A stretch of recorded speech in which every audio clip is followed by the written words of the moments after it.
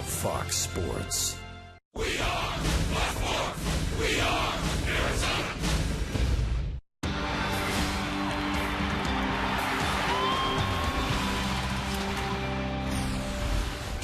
It's been kind of a thorny situation for the Diamondbacks on this homestand. They have yet to win a ball game, but they're hoping to turn that around tonight as they play Game 2 of this 4-game series against the Los Angeles Dodgers. The Dodgers open the night a game and a half in front of the Giants. The Diamondbacks have fallen 7 back in the NL West standings.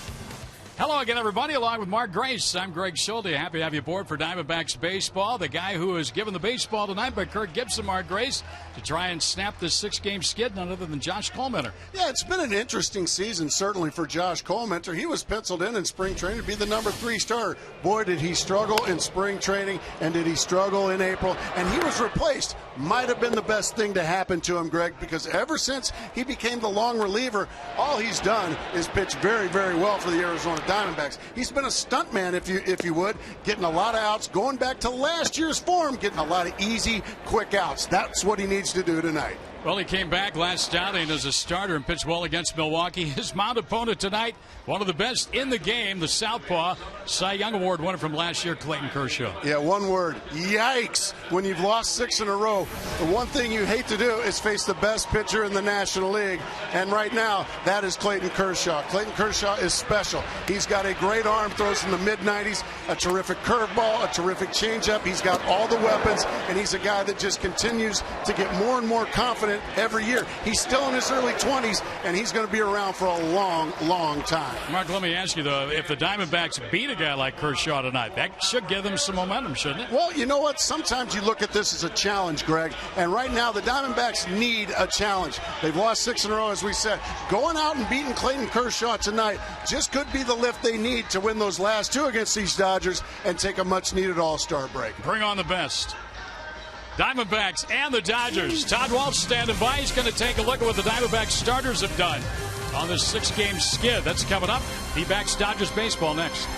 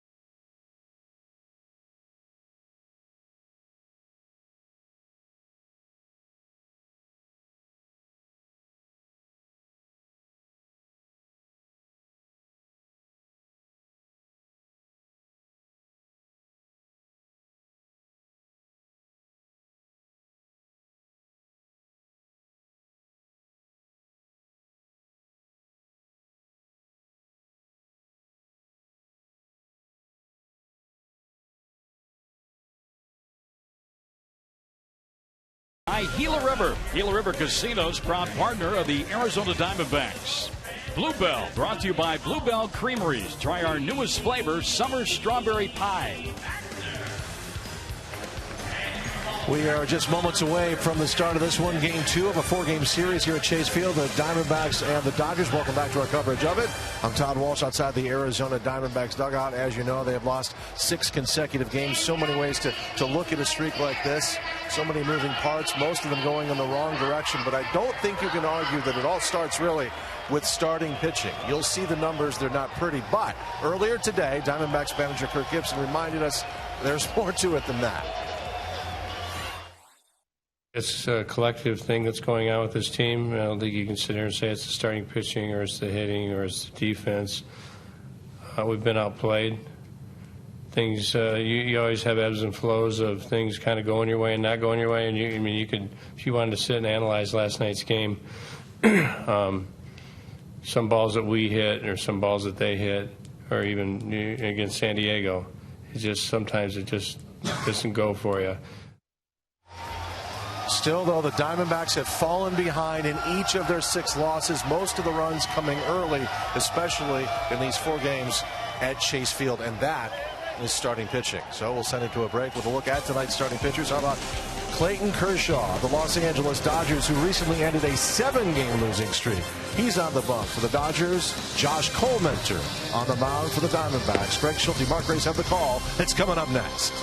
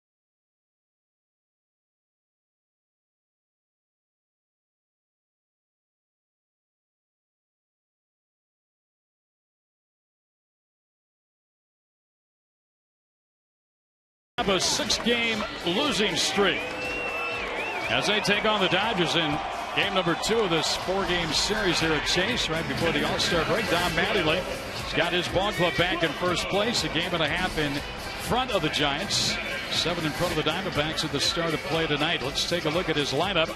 Tony Gwynn Jr. in center, Mark Ellis, Bobby Abreu the top 3. Then it's Juan Rivera, Adam Kennedy, James Loney. Ridiculous numbers in his career against the D-backs. Luis Cruz, A.J. Ellis, and the southpaw Clayton Kershaw. And on the mound for the Diamondbacks, Gracie, Josh Colmenter.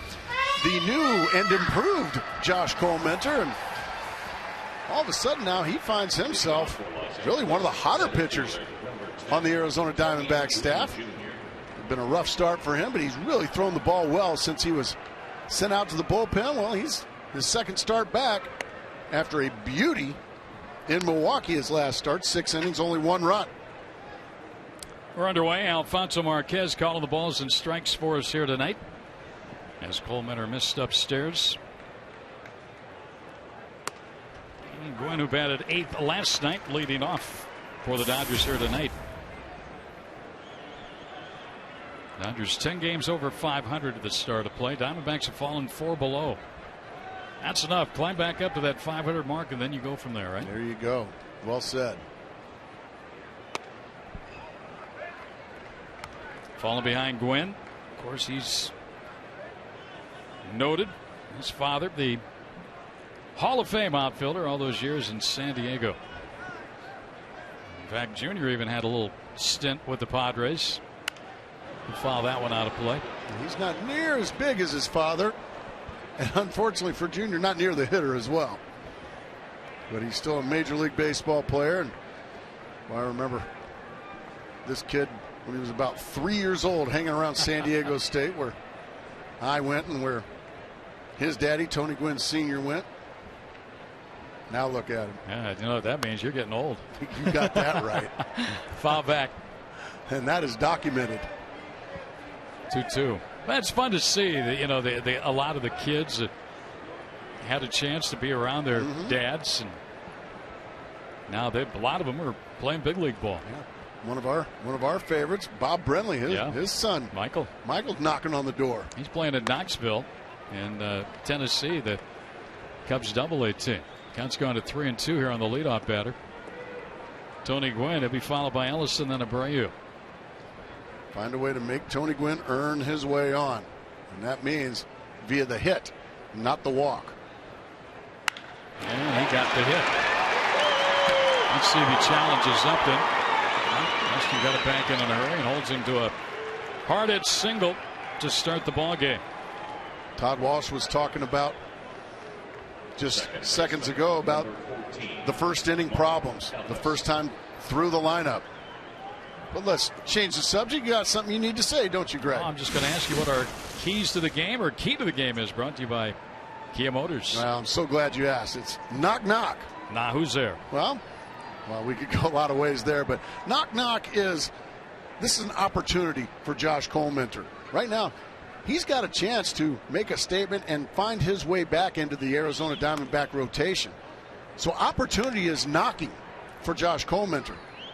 He was in the bullpen, but because of injuries to Daniel Hudson and injuries also to Joe Saunders, he finds himself right in the thick of things in this rotation. The Diamondbacks are really going to lean on him, so he could find himself in the rotation the rest of the year if he pitches well. Knock, knock, that's opportunity.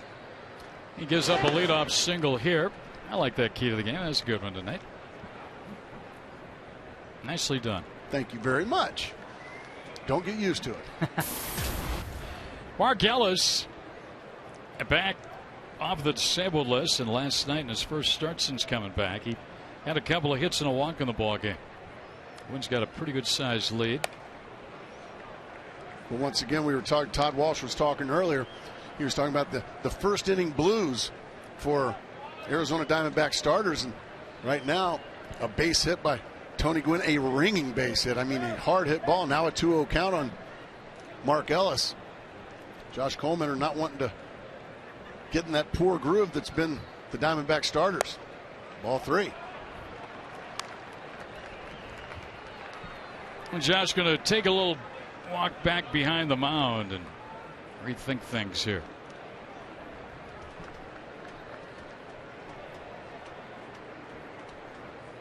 A leadoff hit on the 3-2 pitch. 3-0 count on the number 2 hitter. There's a strike. 3-1. Diamondbacks falling a game below 500 back at home now. They had that stretch where they won 10 out of 12, but this homestand has not gone the way that they wanted it to. Losing the 3 to the Padres last night, game number 1 here to the Dodgers, so they're 20-21. Big pitch, Chase Field. Yeah, big pitch here for Josh Coleman. Will get back in.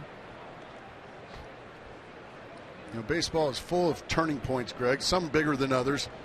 I think right now, Mark Ellis and this at-bat ends up being a small turning point here early in the ball game. Well, the visiting team has scored in the first inning 3 of the 4 games played on this homestand for the Diamondbacks, getting a lead for the Diamondbacks bat.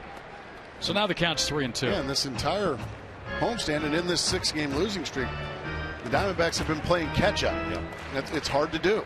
Even when you're at home. Absolutely. I'm guessing Gwynn's going here. Ellis usually handles the bat pretty well. Doesn't strike out a whole lot. Usually puts the bat on the ball. Gwynn pretty good speed. Henry Blanco's a catcher tonight. He's got a good arm. A throw over and a low throw in and dug out by Goldschmidt.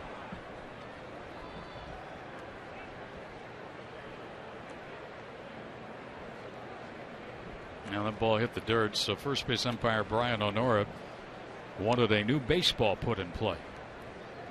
Tell you a little something about Brian Onora. He was umpiring in the old Midwest League in 1986 when I was playing for the Peoria Chiefs. He was down in the Bush Leagues just like I was. Good for Brian Onora, the first base umpire. Now he's a veteran, long-time umpire. 3-2 pitch coming up here. Second of the night for Colemeter. 2 batters in. The runner goes. A ball. Well, that looked like a pretty good pitch. It was called ball 4. And Blanco's throw is down there, and it doesn't matter. Boy, that pitch looked right down the middle from up here. Let's see what happens. Well, what happened, I think, is Henry Blanco came out of the chute and really blocked the vision maybe of Alfonso Marquez. That was strike 3, and the throw down I don't think would have been the double play because it looked like Aaron Hill dropped the ball. But boy, that is a big call and a big break for the Los Angeles Dodgers that Henry came out of the chute and really blocked the vision there. But still, a strike's a strike. Yeah, that was a strike, but it's ball 4 instead. So Dodgers got something cooking, and Bobby Abreu at the plate. Didn't start last night, got in late. He corks this one to the left center field. Young on the run. He's going to get it. One's going to tag. Both runners tag. Here comes a throw back into second. That'll freeze Ellis at first. But Gwynn gets to third. Smart play. Very smart play by center fielder Chris Young. There was no play at third. He shot it into second base to keep the double play alive. Let's check that Diamondback defense for you. It's Kubel, Young, and Upton in the outfield, left to right. Roberts at third tonight with Bloomquist at short, Hill at second, Goldschmidt at first, and a battery. Colemeter pitching and Blanco catching. Now Abreu didn't wait around. He just jumped on that first one. So he's out number 1. Double play ball, though, still a possibility for Colemeter if he can get Rivera to oblige here.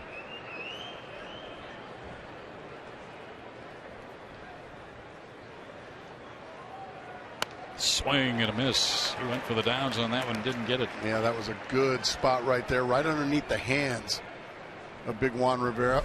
These guys like to get their arms extended. He crowds him inside with it. That's a really good pitch there by Josh Colemeter.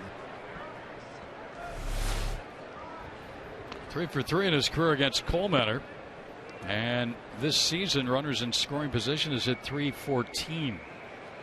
So a bad combination here, but Colemeter see if he can hit the ball on the ground. One of his infielders to get 2 and to get out of this. He misses up high. Tried to go right back in there again. This time Rivera laid off.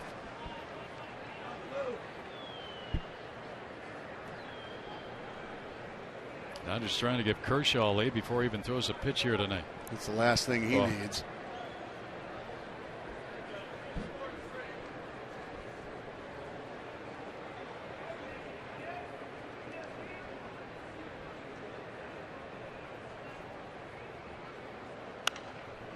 It's backing out of play. Boy, Josh got away with one there. That was a fastball right down Broadway belt high, but they're not mistakes when they don't come back to haunt you. Watch this baby here. Oh, be careful there, Josh. Golly.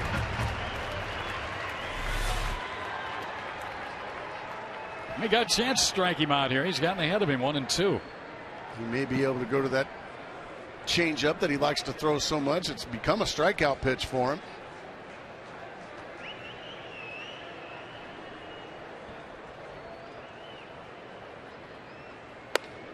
Once again tried to go in with the fastball. He missed up. So now the count is even. Gwynn started this ball game on a 3-2 pitch. He singled.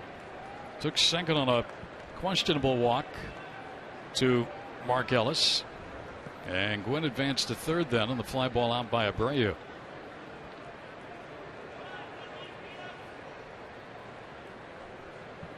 Yeah, she slowed things down here in this first inning. Working in a jam. And the foul back this way. Stayed right in on his belly button again. You can see that's the scouting report right now for Coleman on Juan Rivera. Just stay right inside on him. Try to jam him, break his bat, and he's looking for the double play ball.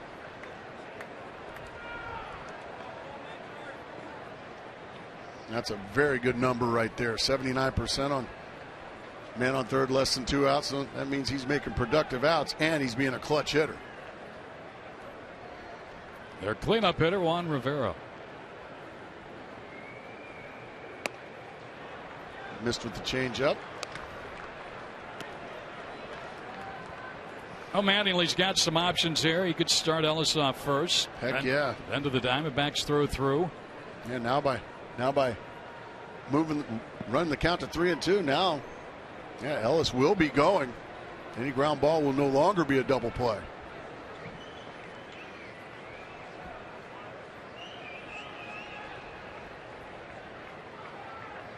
Ellis takes off. That pitch is popped up. Playable for Goldschmidt and foul ground to the coach's box. That's a big second out for Josh Coleman as he gets Rivera on a 3-2 pitch. Oh, he did. He just continued to pound away with the fastball. And he got Juan Rivera to pop up a pretty good pitch to hit. I mean, that thing is right there. He just pops it up. Yeah, you can see the anguish. Rivera knows. And he just gave Josh Coleman a huge second out. You hitters know when something doesn't go your way. It's one thing to pop one up. It's another one to pop one up on a pitch you really should have hit hard. Now Coleman got to make sure he doesn't get a letdown here. Go right after Adam Kennedy, the veteran who's now playing third base tonight for the Los Angeles Dodgers. Nice pitch. The runner goes on the delay and no throw. And Ellis just walks into second. Dodgers trying to get Blanco to throw down. He faked to second, then looked back at third, and Gwynn was heading back to the bag.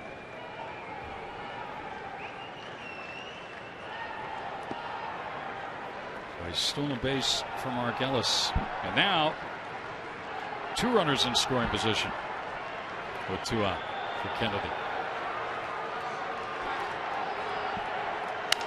Broken bat bleeder. That's going to be caught by Bloomquist. Nice shot by Josh Coleman, Gracie. Without question. That's what he did a lot last year. Coleman might be reverting back to last year's form. Kershaw to the mound, bottom of the first, no score.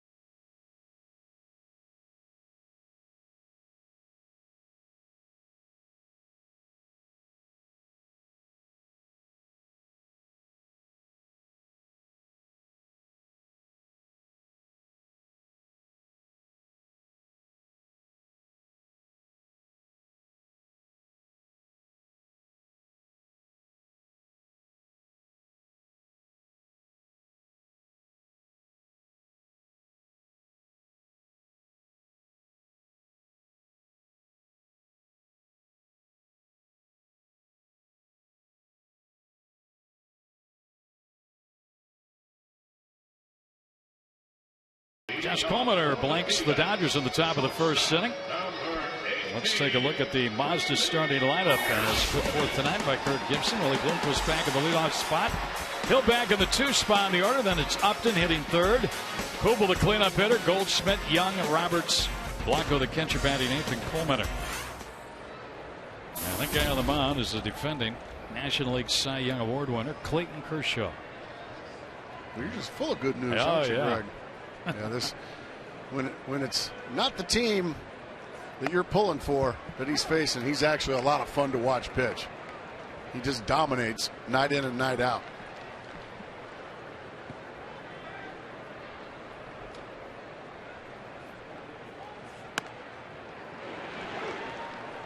And Willie did not like that call at all from Alfonso Marquez, who stares Willie Bloomquist down. A little talking going on. That looked to be a little bit outside. Willie Bloomquist didn't agree with it. He's probably saying, this guy doesn't need any help. Probably saying, that's not Tom Glavine out there. Let me have a chance. Now, Kershaw's had dominating numbers against the Diamondbacks in his career. And a comeback. One out very quickly. Since 2010, all Clayton Kershaw has done is win 40 ball games, lead the National League in ERA and strikeouts, third in innings pitched. So he's not bad. No.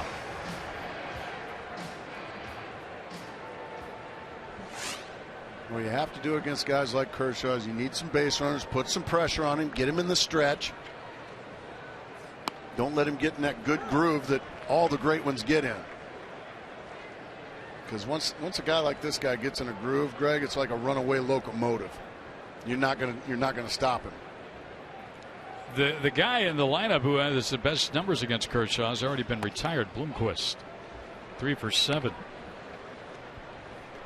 Hill's 0 for 4. In fact, the starting lineup 12 for 82 against Kershaw. Yikes! I'm sure there are several lineups like that against this guy. Hill fouls one back. Every time a Diamondback player hits a home run this season, Fulton Homes will donate $150 to the Central Arizona Mountain Rescue Association. The Diamondbacks had a streak of 15 games come to an end last night where they had homered. They only got 1 run in a 4-1 loss. He still knows how to throw one up there to make you move and then drop a great curveball right behind it a lot of times.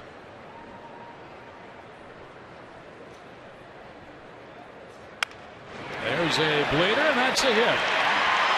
Oh, no hitter tonight for Clayton Kershaw.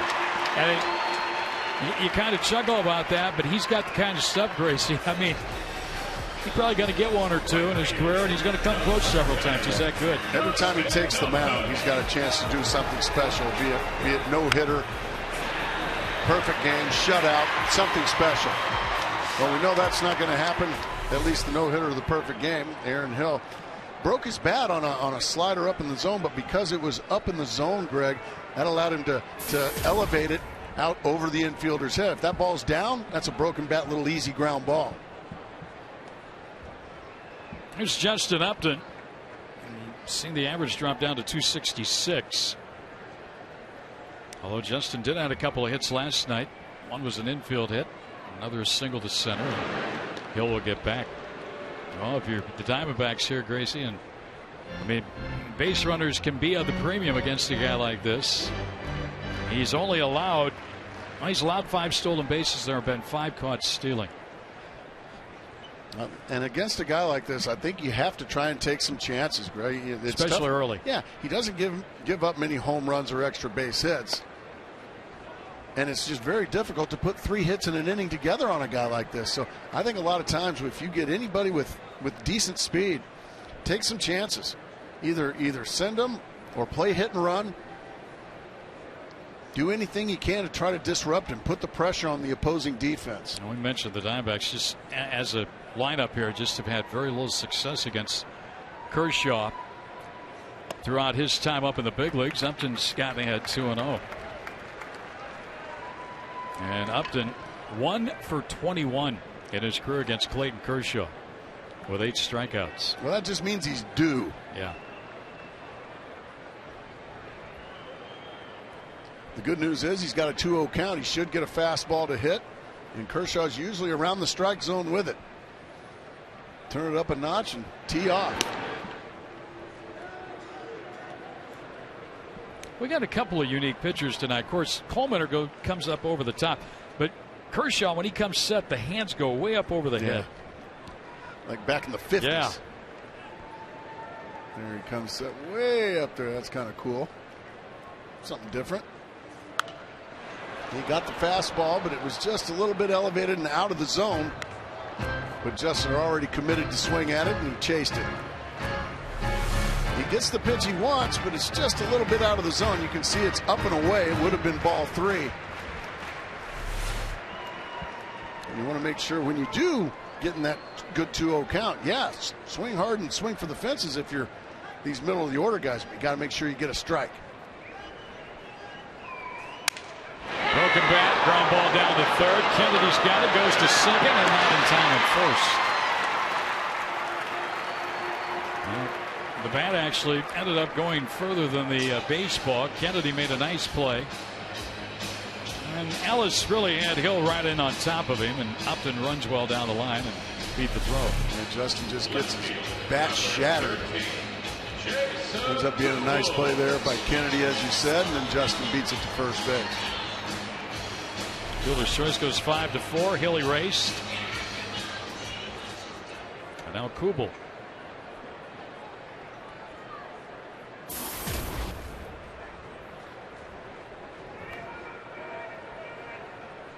"34 runs batted in for Jason Kubel since June 5th. That's tops in the majors.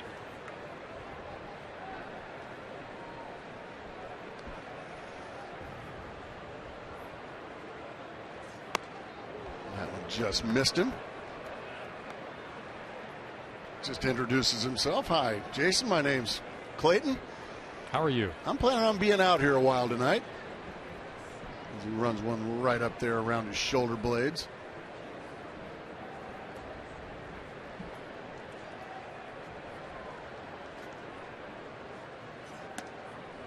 Tried to run it right back in there again. Now 2-0. Now Jason Kubel should get a fastball to hit in this situation. And we've seen what he's done with him lately. He's hit him a long ways, or he's driven in runs with him.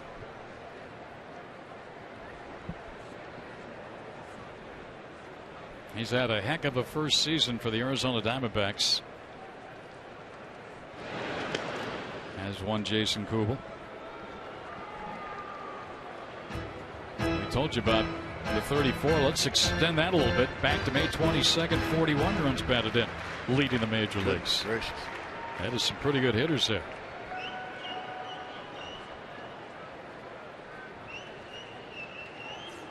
Ooh, he went for the downs but didn't get it. And all those guys that he's up there ahead of, they're all stars. Yes. Somehow, some way, Jason Kubel isn't. Fastball right at the knees. I don't mind taking a big swing there on a 2-0. Try to do some damage with that one with 2 outs and a runner on first. You're going to have, it's going to take an extra base hit to score Justin Upton.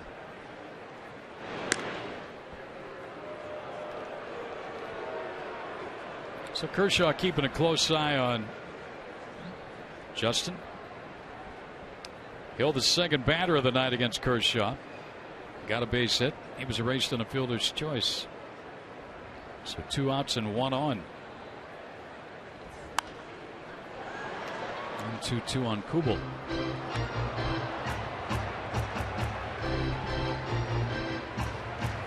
Kershaw this season has surrendered 11 home runs. He only gave up 15 all of last year in 233 innings.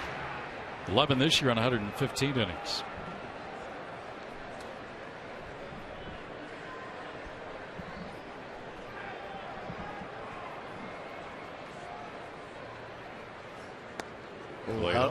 How did you lay off? That's the question. I think a lot of times, at least back in my day, I'd love to sit here and say, "Oh yeah, I recognized it, knew it was going to be down and away." No, you got pulled and you're hoping. I'm just so bowel locked that I just can't swing. you're so fooled you just can't swing. Upton going to run now on 3-2 with 2 outs to Kubel. And a high fly ball down the left field line. That'll drift out of play. Making the Saints souvenir.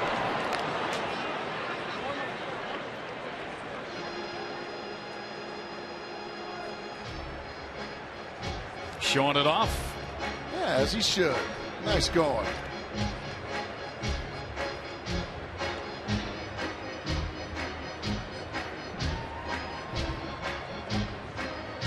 So do it again with Upton about to run off first base on a 3-2 pitch coming up to Jason Kubel. Diamondbacks trying to strike first in this game after the Dodgers failed in the top of the first, and Kubel to left. But back on it and over now, and the Braves got it.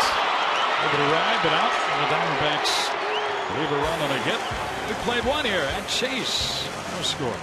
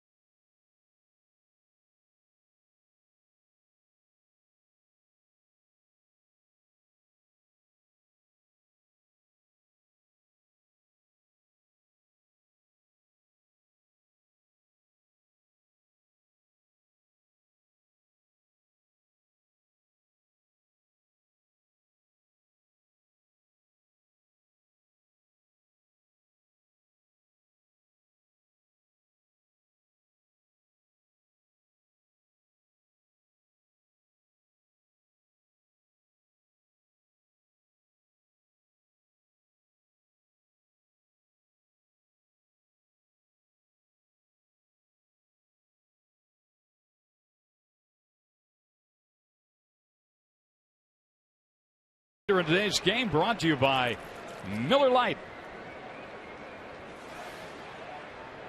Dodgers had a pretty good threat in the first inning, failed against Josh Coleman.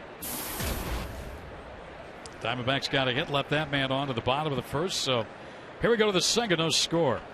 James Loney first up. And he'll take a strike. James Loney, has he ever made an out against the Arizona Diamondbacks? Yeah, he really hits the Diamondbacks well, especially here in this ballpark. And you're going to get him out this time. All it takes is a Josh Coleman curveball to retire James Loney. You don't see many of those from Josh. It's by far his third best pitch. But he's been implementing it more and more. And I think he needs to. Yeah. It's hard to be unless you're just have an explosive fastball. It's hard to be a starter and be a two-pitch pitcher. Adding that curveball just gives at least James Loney, and now all those Dodgers saw that pitch, so gives them something else to think about the rest of the ball game. Here's Luis Cruz, who's off to a nice start in 4 ball games for the Dodgers. He'll take a low ball one. Cruz has played with Pittsburgh and Milwaukee in the big leagues, and now the Dodgers.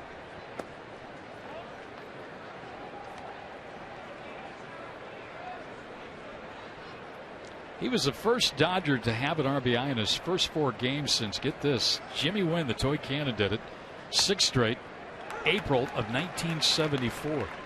Wow. First 4 games, Wynn did it in 6 straight.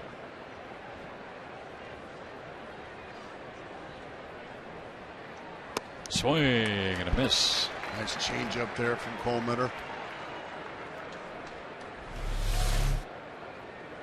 You got to sell it, and he sells it very well. The full arm swing with it. Right back with it again. That time a lunging swing, but he's able to fight it off.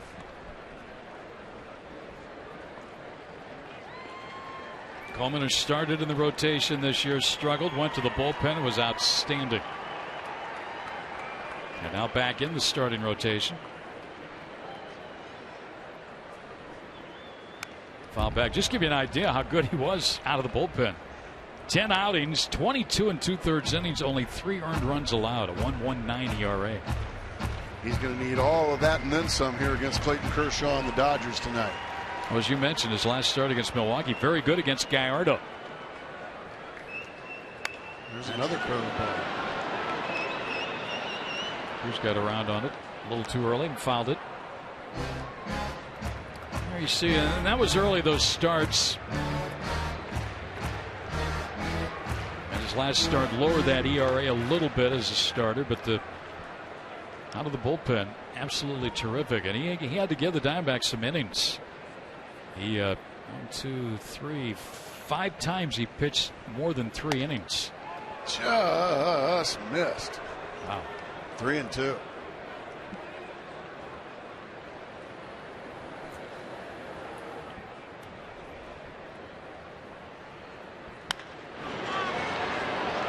Another towering fly ball foul. But he takes so much off of it, he's just tough to keep fair.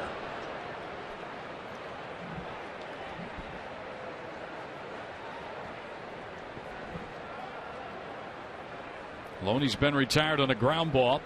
Long at bat here for Cruz. Another 3-2 and a swing and he missed. Got him. Might have foul tipped it, but he did. Blanco caught it. He did. He chased the old high hard one. This time Josh Coleman won that long battle between him and Luis Cruz. There's the foul tip. Hanging on to it is the old veteran Henry Blanco. Yeah, I know how to hang on to those. He says been doing it for years. So 2 quick outs in the second. Here's A.J. Ellis, the catcher.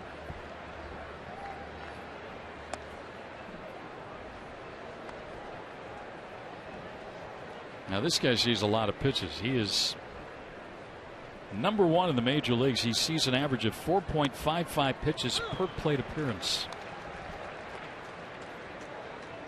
A lot of GMs and a lot of managers love that. Just makes for a long at bat. Usually. And he's drawn 42 walks. What that usually means is you do a really good job of keeping it simple, which is you take the balls and you swing at the strikes. It's a lot easier said than done.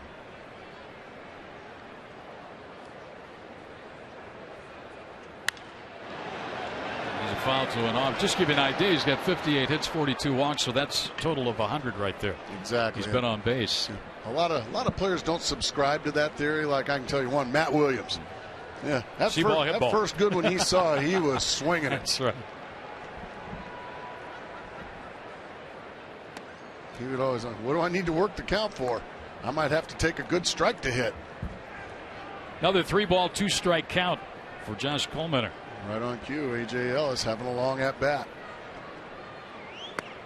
Got him. So 8 through the order, 5 3-ball, 2-strike counts. Maybe he should have swung at the first one. But he gets a strikeout of Ellis looking, and that ends the inning. And the Dodgers down in order with a 2-0 score.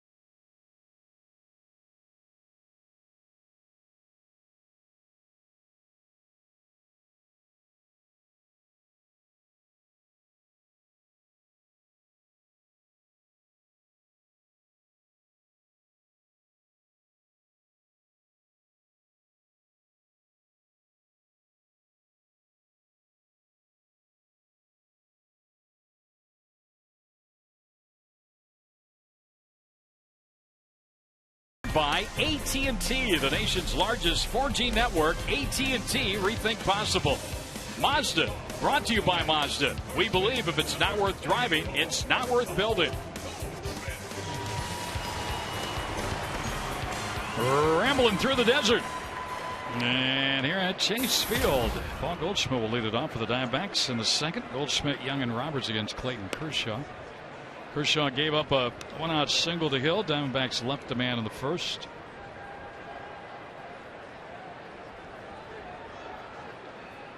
Goldschmidt's hit lefties pretty well this year. This is a little bit different breed than a left-hander and Clayton Kershaw, but a lefty nonetheless. Struggled early on, but boy, he has really picked it up. Look at the extra base hits over that stretch.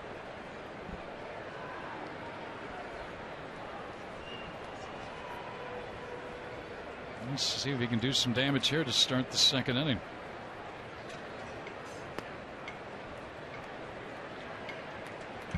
Heck of a first half here for Goldschmidt, whose averages at .302.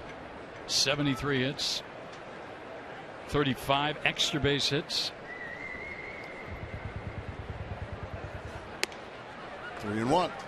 Laid off a nice slider that time from Kershaw. He's disgusted with himself as he snatches the ball back.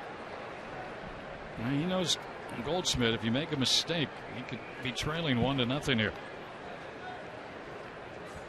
He went right after him with a fastball in the middle of the plate. Goldschmidt couldn't do anything with it. This is a center cut fastball right here, Greg. Goldschmidt knew it too.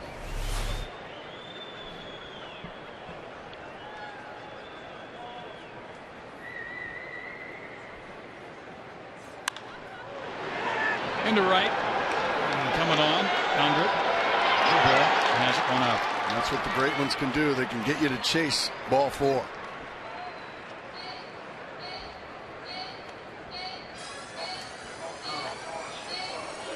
Anytime the Diamondbacks score 6 runs or more, Taco Bell gives away 3 free tacos with the purchase of a large drink between 4 and 6 p.m. the following day at participating locations. All right, let's go. We need tacos. Let's go. Come on, Greg. Yeah, they need tacos. Everybody needs. It's not a want, it's a need. That's right. Strike one to Chris Young. Back in the lineup after sitting out last night's game.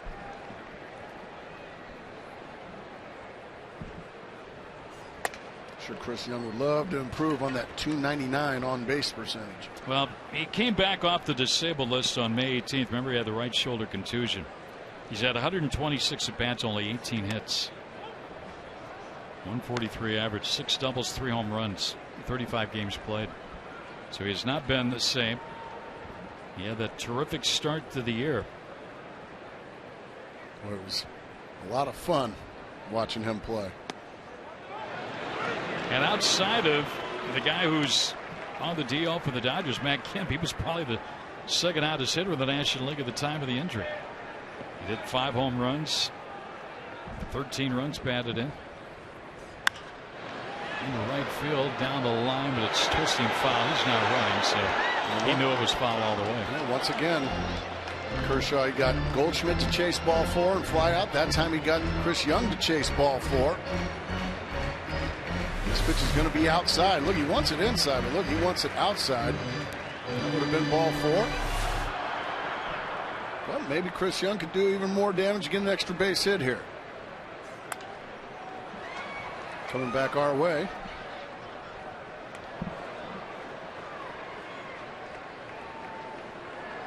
Now, one thing they are doing is they're certainly making Clayton Kershaw throw some pitches. He's already into the 30s now, here with 1 out in the second.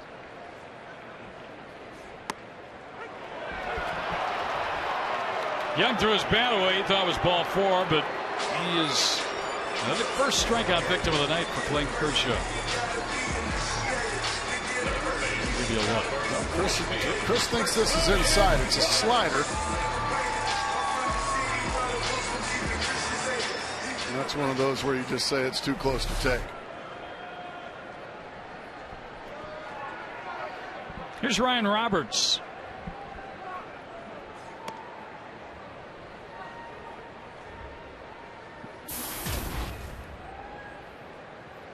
Hubel and Goldschmidt and Young, the last 3 hitters for the Diamondbacks, have all had 3 ball counts on them against Kershaw. So as you said, Gracie, they're making him work here in the first 2 innings. Well, they're making him work. They're doing a good job of getting in good hitters counts. Here we had 2-3-1 counts. Now a 2-0 count here on Roberts.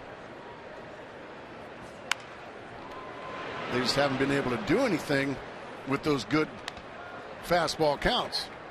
That just shows you the kind of stuff that Kershaw possesses when you can consistently, in this inning, 3-1, 3-2, 2-0, and you still get defensive swings. Right there. And the scary thing about this kid, he's only 24 years old. That is scary, isn't it?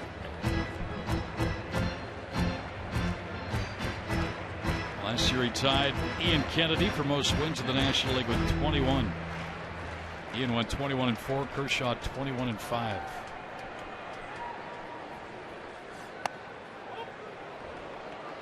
Another 3-2 count. All 3 hitters in this inning have gone to the 3-2 count. Both pitchers, a lot of that. That's been the common theme in this ball game. 3-2 is the count. And he got another Diamondback batter to chase ball 4. You are some kind of good, young man. No score after 2.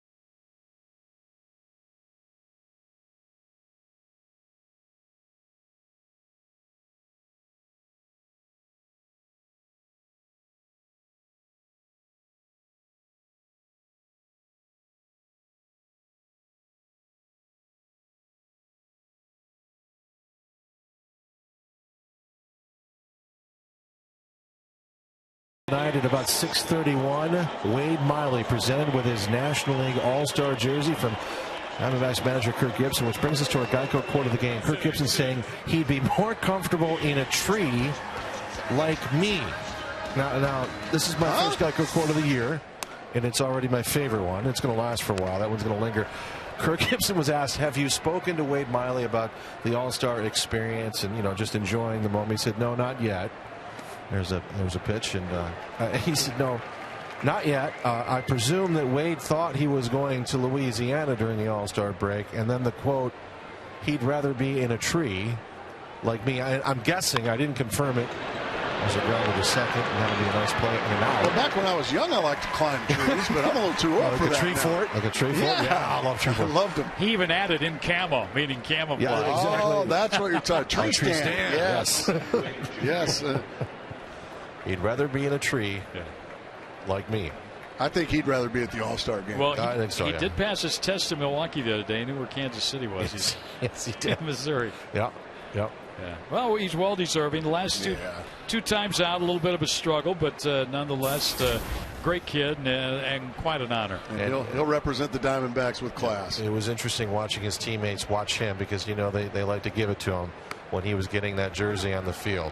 And he laughs at himself, you know. He seems to be a bit of the whipping boy down there, doesn't he? He's kind of the tail end of a bunch of jokes over the course of the 2 seasons he's been here. Without a doubt. And that man's usually the culprit. Yeah, he's usually the instigator. JJ right Puts.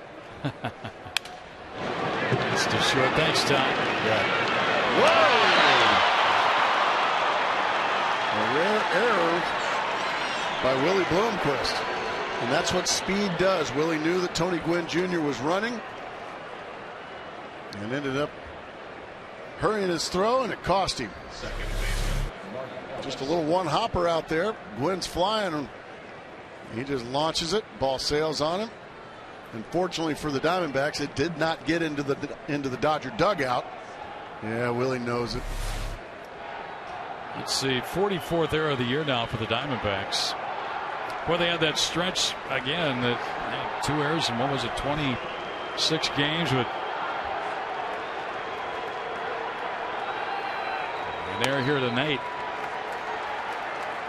Since late June, they've made 11. So a base runner on. That is number 12, the 12th error since June 27. Well, unfortunately for Cole Minter, he's going to have to pitch around it. And that puts him in the stretch here with 1 out in the 3rd inning. This is what the Dodgers had in the 1st inning. Gwynn was on base to lead off the ball game. Ellis was at the plate, and on a 3-2 pitch, he took ball 4 with Gwynn running. It looked like a pretty good pitch. It looked like it might have been a strike.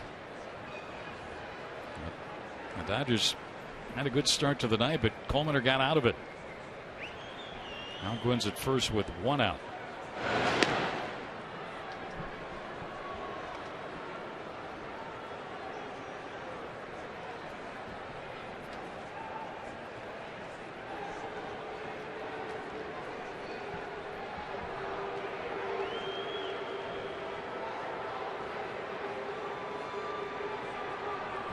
Coleman slows things down quite a bit when he has base runners. Especially ones that are good base stealers like Tony Gwynn Jr.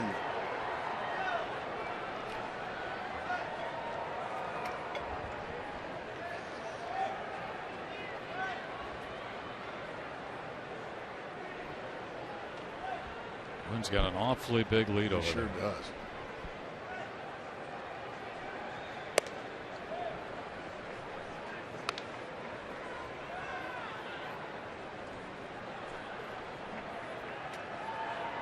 Ball 1 strike.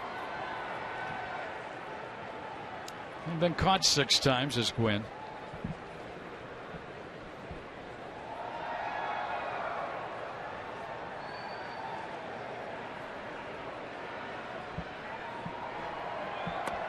Good pitch there. Yeah, right to the inside corner for strike 2.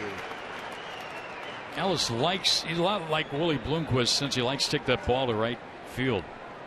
He's got an opening over there with Goldschmidt holding the base runners.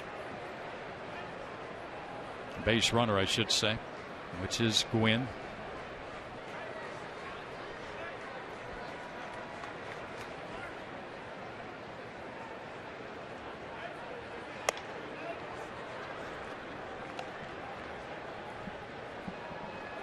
To the count.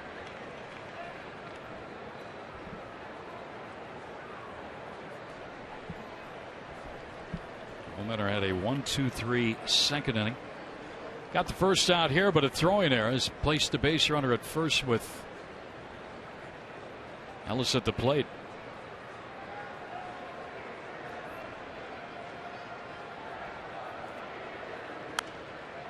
He ran it right back in there again, didn't he, for a foul ball? Our 3rd inning brought to you by Miller Lite. Visit local retailers. Text road trip to the Miller Taste Team at 620-620 for your chance to win one of 3 interdivision rival flyaway trips this summer.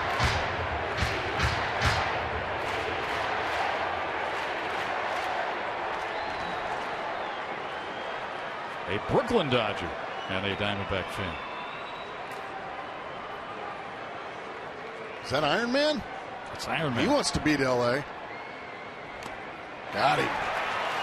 Another foul tip caught by Henry Blanco. Sometimes when you miss your spot, Greg, good things can still happen. Watch where Henry Blanco wants this pitch. He wants it inside. Look where it goes. Right to the outside corner. Josh Coleman was saying, see, I told you to sit up out there. It would have been just fine. So 2 outs now with Abreu up.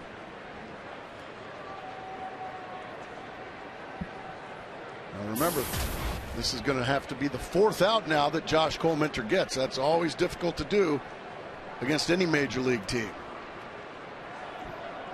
Nobody feels worse about it than Willie Bloomquist. And it would be a big lift for these Diamondbacks if Josh could wiggle out of it. Abreu's second among all active players in career doubles. 564. Todd Helton leading. 567. This guy's been around for a long time.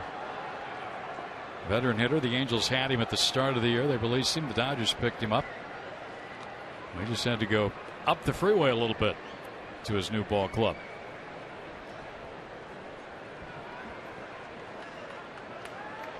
Gwynn reached on an error. He's at first now with 2 men down.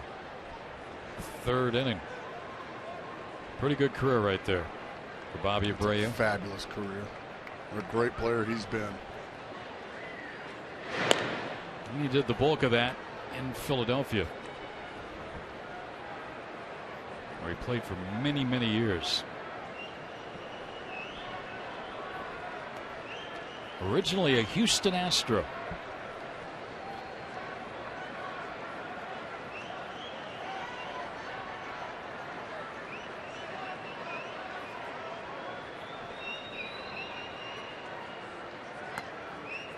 Didn't get the call. It's 2-0. Coleman are saying, Alfonso Marquez, how come your right arm didn't come up on that one? It looked like a pretty good pitch. But Marquez's word is law, and he said it was not in the strike zone. You got to be careful here. 2-0 count. Veteran hitter. One is not even faked off first yet. That's a good pitch right there. Did you know Alfonso Marquez is a Hall of Famer? What Hall of Fame? He is the first Mexican-born umpire to umpire in the major leagues. So he is in Mexico's Hall of Fame for that. Baseball Hall of Fame. So we have a Hall of Famer in our midst. I did not know that.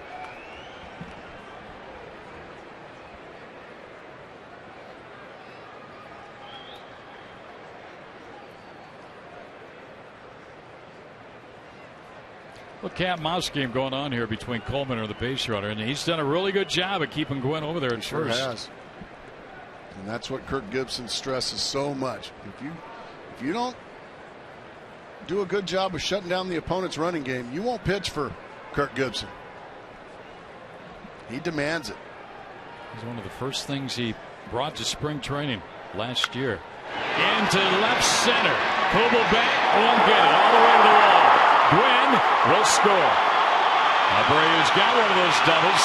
We talked about an RBI to give the Dodgers a lead. It came with 2 out, and boy, did that error hurt now. Yeah, we were talking about it. That was the 4th out that Josh Colementor had to try to get. So the error comes back to haunt the Arizona Diamondbacks. Seems like more and more errors now are coming back to haunt them. A struggling team opening up the door. And like he's done so many times, he takes a fastball and just rips it into left center field. No chance for Kubel.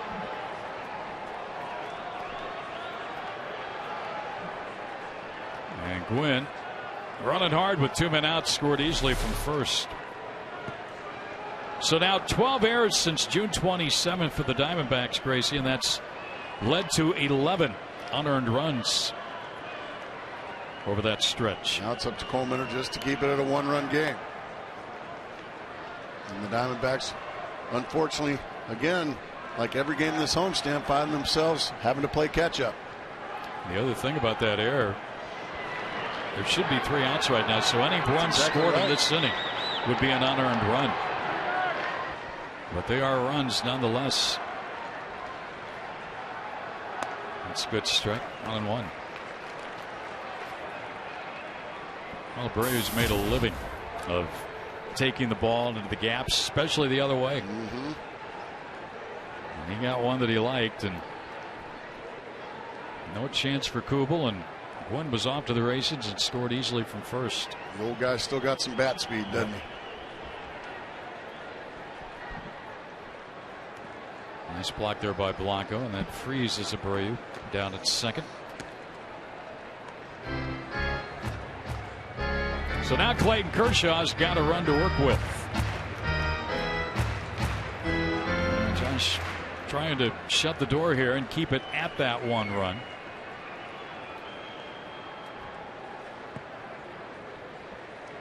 In addition to the Dodger starting pitching being very good, their bullpen has been lights out. So the fewer runs, the better. Given up by Diamondback pitching. 3-1 now the count here on Juan Rivera.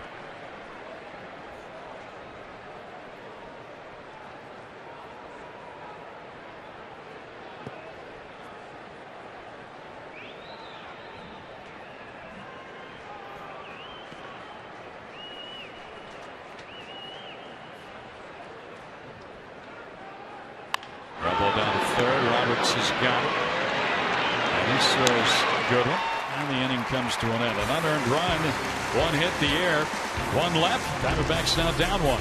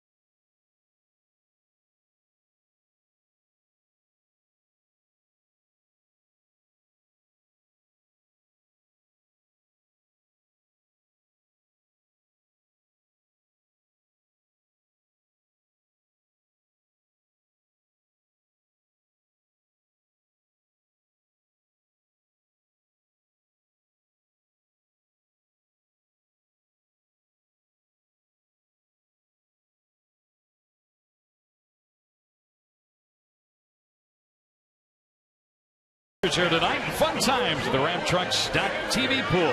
Great place to watch a game. Some of the fans on hand out there tonight. Big crowd out there this evening. And they're having a good old time. Good for them. Diamondbacks not having a good old time yet against Clayton Kershaw. And the first pitch just a bit high. Just missed. Ball 1 to the backstop. That's a tough one to lay off, Henry Blanco. 1-0. The Diamondbacks gave up an unearned run in the top of the 3rd inning. And a lot of times Clayton Kershaw makes 1 run stand up. Let's hope that's not the case tonight.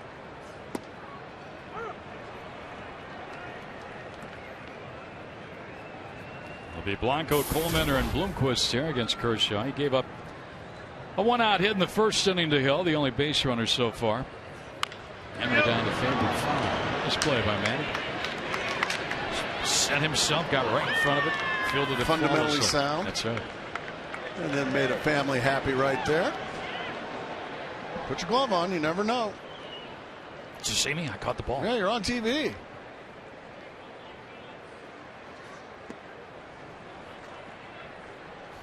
What do we do without cell phones? What did we do?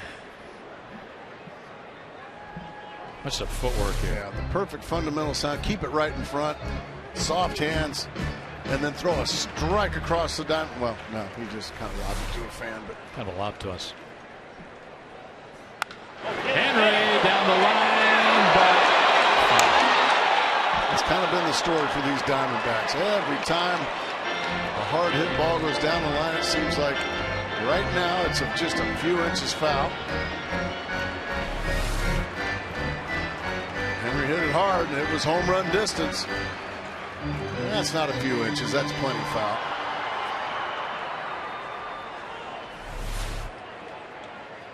That got everybody excited for a moment.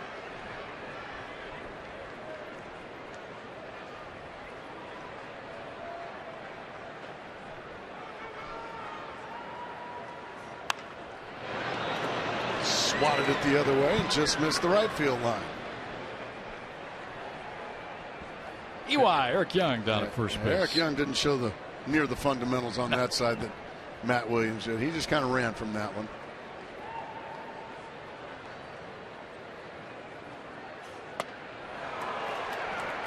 Third consecutive strikeout for Kershaw and a swinging strike 3 to Blanco to start the third inning. Pitcher number 55, Josh Coleman. Now pitcher against pitcher. Kershaw against Coleman. Josh 0 for 9 at the plate so far. And in his career, 6 for 49.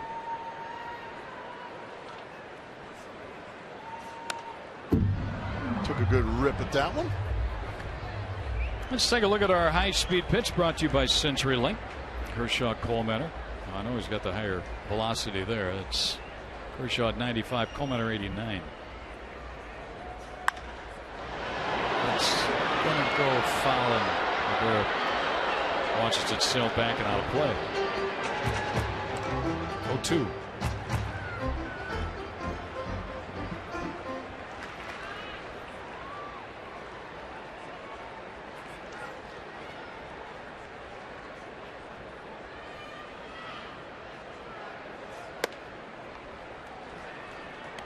Diamondbacks did make Kershaw work in the first couple of innings, even though he had a 1-2-3 second. Several 3-ball 2-strike counts. And he's run the count even here on 2-2 on the pitcher. Well, at least he's consistent. He seems to wait to go to 3-2 on these hitters before he strikes them out, but he's been striking them out. Here you see the pitch count. That's pretty high in the third inning. And this is the 5th full count Kershaw's had. And especially, Greg, he really hasn't been threatened yet. No. You know, and he's still having to throw a lot of pitches. He'll stay alive for at least one more with Josh Coleman.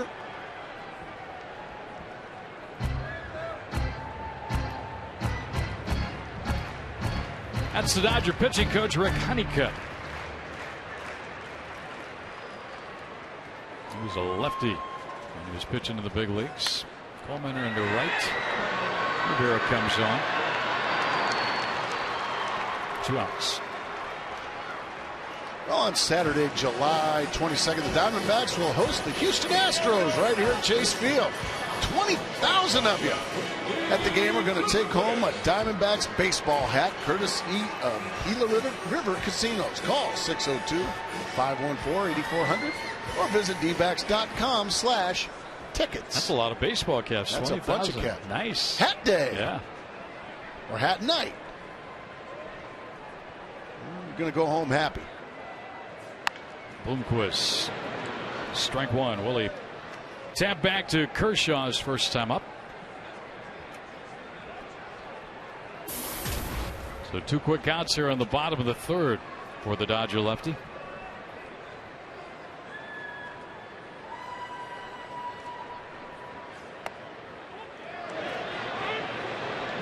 No swing, says Brian O'Nora. Well, the Dodgers know that they need a win here tonight to stay a game and a half up in the division. Giants won their game at Pittsburgh. Came from behind to win that ball game. Foul out of play. 6-5. Pittsburgh at one time led 3-0. That's what the Diamondbacks need to do tonight. Come from behind. It's updated. The Giants game and a half now down to a game pending the outcome of this one. Good night. Wow. 4 strikeouts for Kershaw. Another 1-2-3 inning, and after 3, Dodgers lead with an unearned run.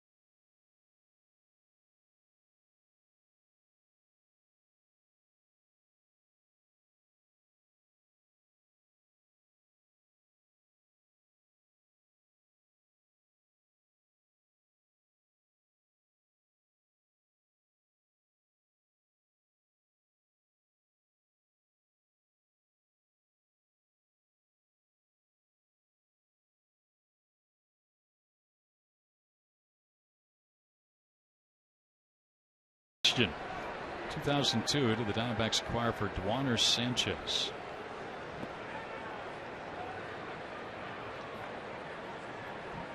Didn't they trade him to Pittsburgh? I don't know.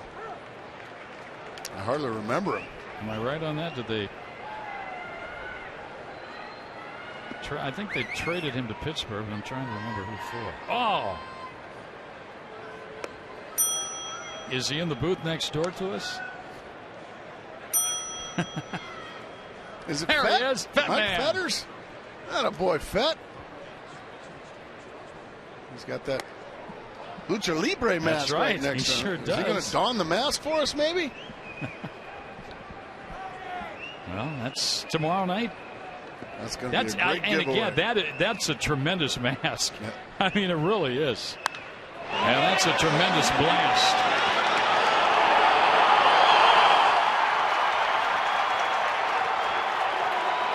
Adam Kennedy goes yard to give the Dodgers a 2-0 lead. And the Los Angeles Dodgers, in a game and 4 innings, have hit half as many home runs in this series as they hit the entire month of June. Well, they had their first multi-homer game last night since May 21st. What? Well, why don't you tell the folks at home just how many home runs Adam Kennedy has now? Try one. That's his first. Elian Herrera last night hit his first. What's going on around here, Greg? It's just not going real well right now, is it?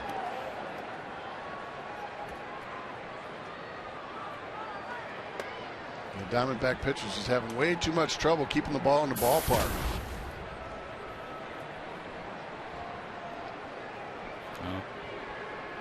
Without Ethier and Kemp, the Dodgers have really been in a struggle to get some production up and down the order. That's hit pretty well to center. Young going back. They'll play this one off the wall. And Loney, near 400 in his career at Chase Field, has a double following a home run.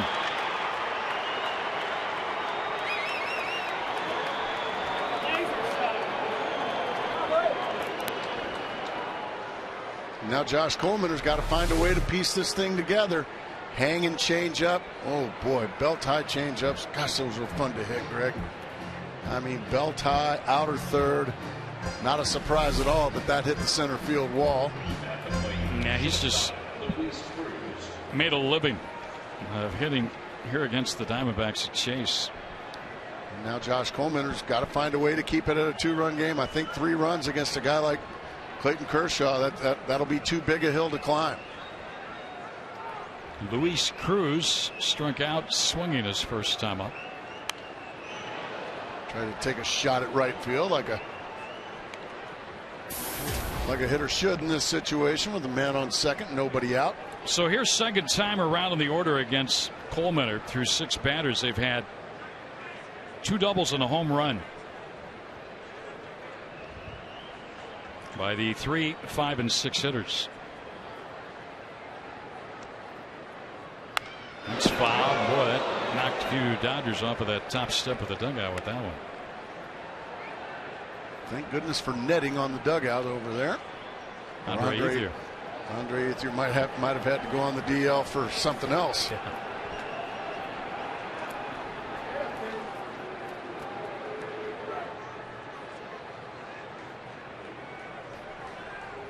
Dodgers have hit 3 home runs down this series. They'd hit 3 home runs in their previous 22 games.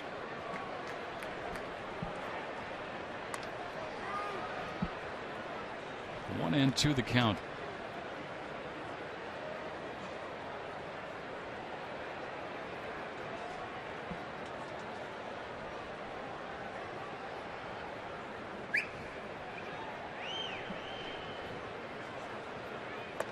Well, he needed that. He needed a strikeout with that runner staying at second. So Cruz a bad at bat there. He's down on strikes for the first out of the inning. He got him to chase what was almost a pitch out. Let's take a look at this pitch. Like I said, nearly a pitch out. But he took a whack at it, and he's upset with himself, as he should be. Well, the intent was there. He wanted to go to right field, but you can't chase that pitch. So 1 out. Down here's A.J. Ellis. Took a called third strike on a 3-2 pitch first time up.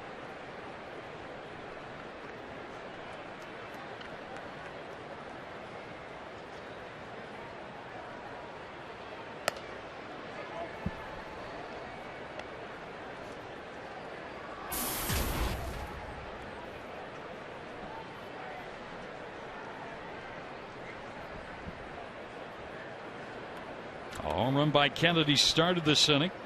Loney doubled. Cruz has struck out. Oh, nice. Big old. Back in the day, they used to call that a drop. Yeah, the old drop ball. Call it the old drop. As it drops right into the strike zone. 1-1. Dodgers 4 hits, Diamondbacks 1 hit. Dodgers have the 2 runs in this game.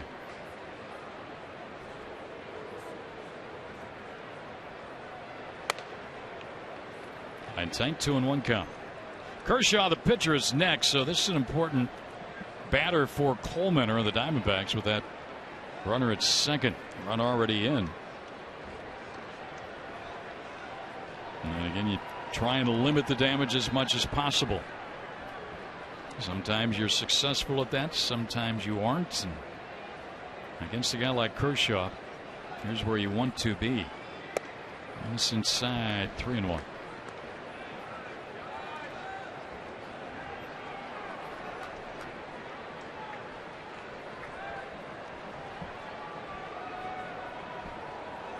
Dodgers have won 3 straight.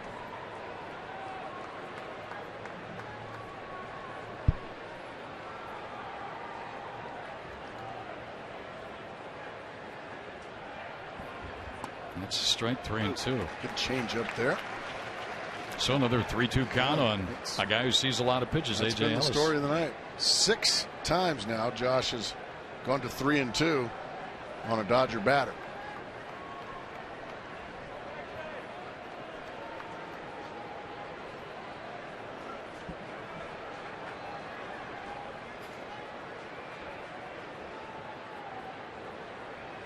He missed up high. Now they're 2 on for Kershaw and 1 out.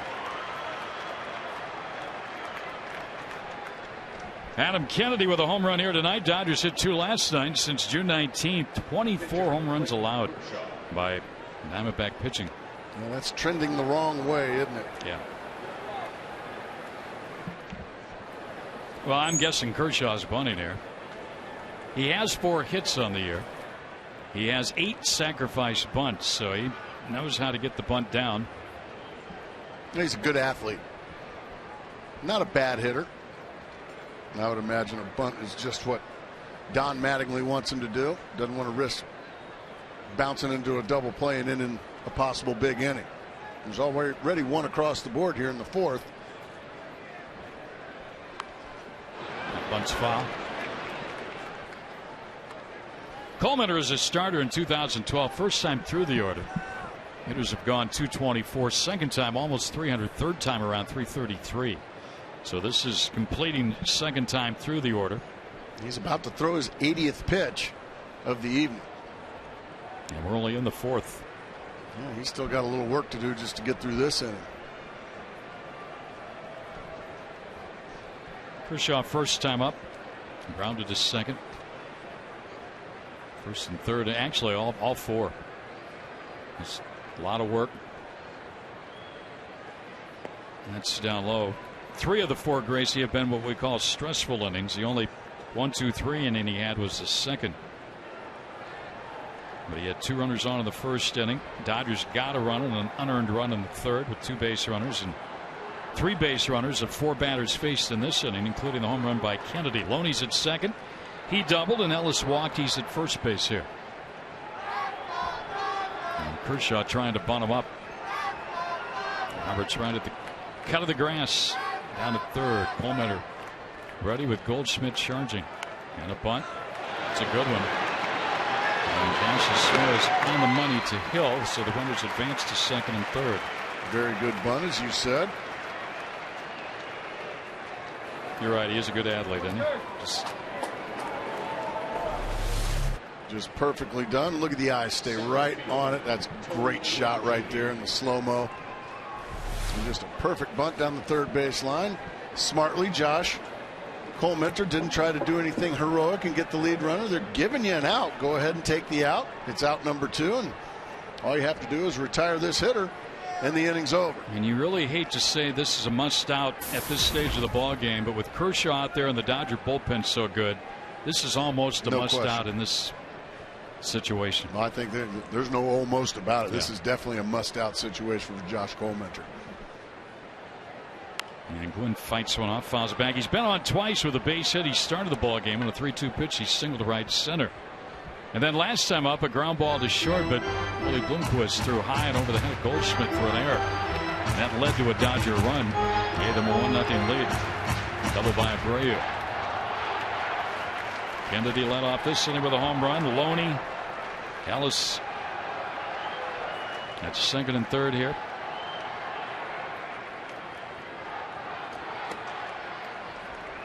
Ball and a strike.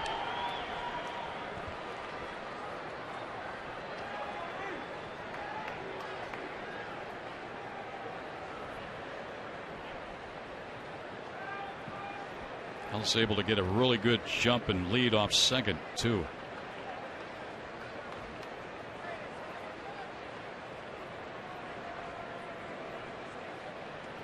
Colementor's 1-1. In his center. Young on the run. Young, he's going to get it. So Josh limits the Dodgers to the 1-run of a home run by Kennedy. And they'll leave a pair, and then we'll go to the bottom of the fourth. 2-0 LA.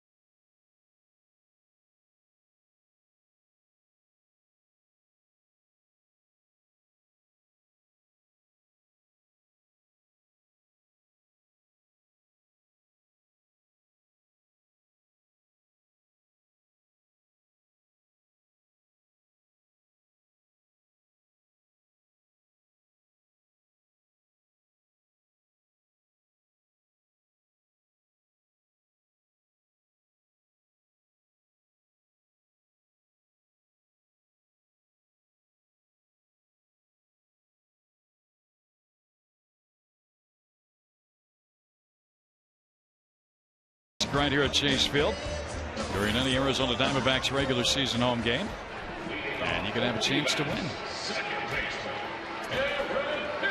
16 interactive kiosks. Diamondbacks find themselves down a couple now as we go to the last of the fourth, and facing Clayton Kershaw. Aaron Hill has the only base hit off of Kershaw. That was back in the first inning. I think that kind of just made Kershaw mad because he's gone to his strikeout pitch a lot since then. He's picked up 4 strikeouts and 10 batters faced. Oh dear. See the knees buckle? A twitch of the body and a called strike 2 on Aaron Hill.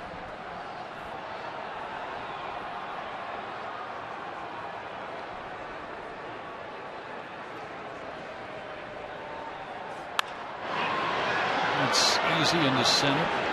All set up by that good curveball the previous pitch, Greg. Yep. Lynn takes care of it.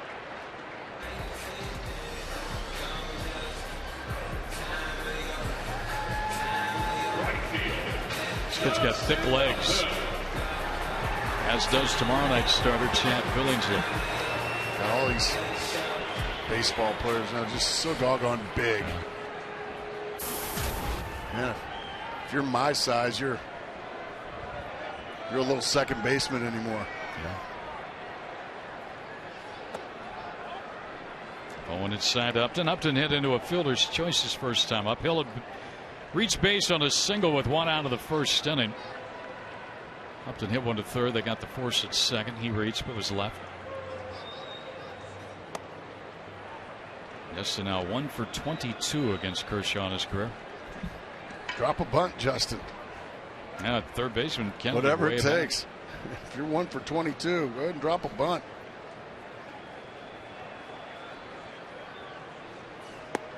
Ball 3, 3-0. Or go ahead and walk.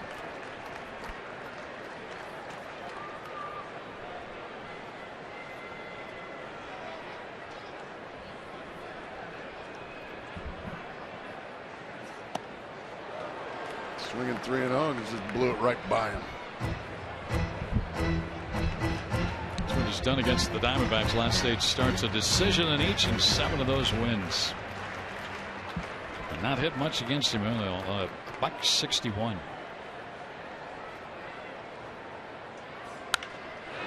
And now he's running another full count up there. He's had several 3-ball 2-strike counts tonight. Clayton Kershaw. 5.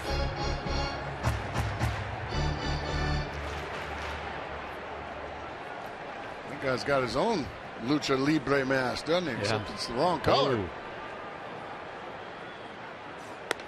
Ball 4.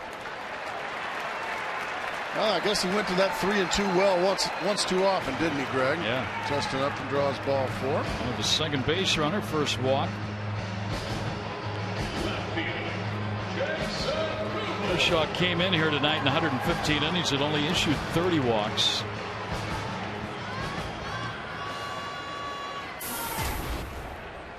So now you got the tying run at the plate.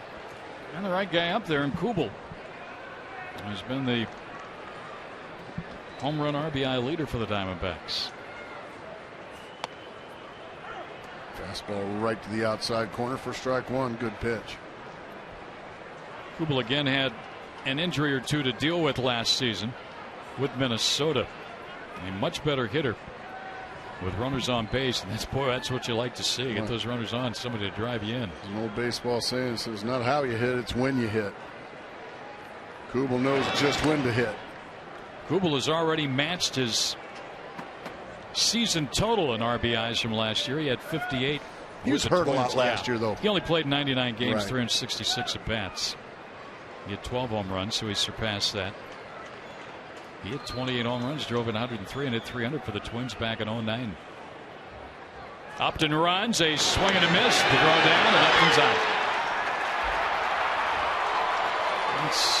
I don't know there. Kubel swung like it was a hit and run. That would be remarkable if it was a hit and run down 2 runs against a guy like Kershaw. Nice throw there by Ellis. Easily out is Upton, so another caught stealing for this Diamondback club. They've had a few. Diamondbacks have been successful on 60. Check that. 51 steals. They've been caught 31 times.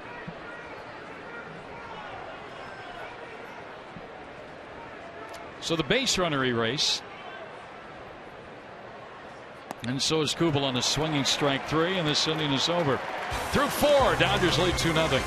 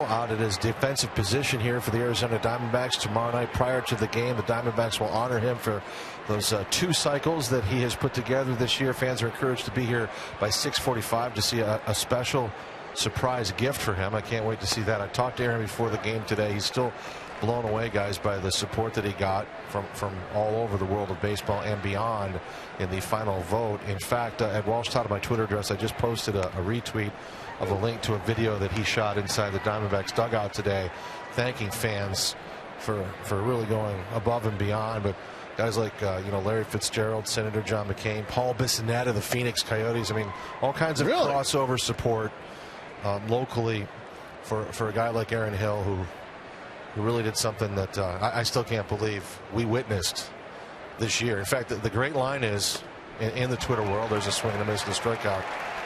Every time he gets a hit, Greg, somebody sends out a tweet that says Aaron Hill is now a double, a triple, and a single away from a cycle. He loved that. But such a gracious guy. Said he enjoyed his All-Star experience with the Blue Jays back in St. Louis. Got to ride in the parade there. But certainly will appreciate the break. But he knows that people stepped up for him in a big way. Well, he's had a heck of a first-half run, that's for sure. And we always say, come out to a baseball game, you never know what you're going to see. And twice within a span of 11 days, that guy did something that hardly has ever seen. It's as a guy that played the game a long time, I never thought I'd see something like that. I never did. And to do it so close together. I mean, twice in a year would be, that'd be great in itself, but he almost had 3. Yeah. No kidding. Yeah. It's true. You're right, Todd. Yep. Wouldn't have that been something? Well, 2's great as it is. So he's going to get something. They're going to award him something more. Something.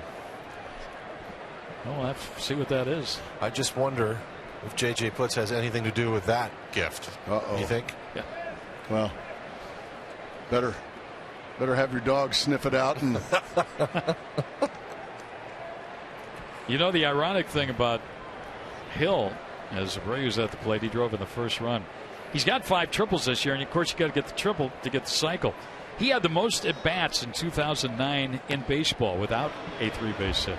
So, well, I just like what he said about going to the plate, knowing that he needed a triple. And Mark, you would know this infinitely more clear than I ever would. He couldn't go up there, obviously, and think about that, but it allowed him to just clear his mind. Yeah, which makes sense. If I had to go up there and I was looking for the triple, I'd have to hit something and hope 2 outfielders collide you and get knocked out. Yeah, but it's just so difficult to do. Is that right on the Todd's getting out. Why not to Aaron Hill? Why not to Aaron Hill there? Okay. What's the Todd Walsh factor too? He gets outs for the opposition. He gets runs for the Diamondbacks. What are you doing up here when the Diamondbacks are on defense? Well, you know better than that. I'm just trying to get a little something going here, a little mojo. Any side of the equation on the diamond will help, right?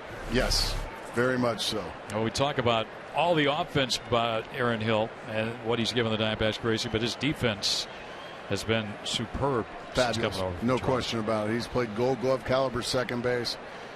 He just gives you every ounce of his heart and soul every time he goes out there. Strike 1 to Rivera. Josh Coleman are having a much needed quick inning here as his pitch count climbs towards 100. That was pitch number 94. Working in the 5th. He's had 1, 2, 3 inning. Well, he's going to have a nice quick inning. Nicely done, Josh.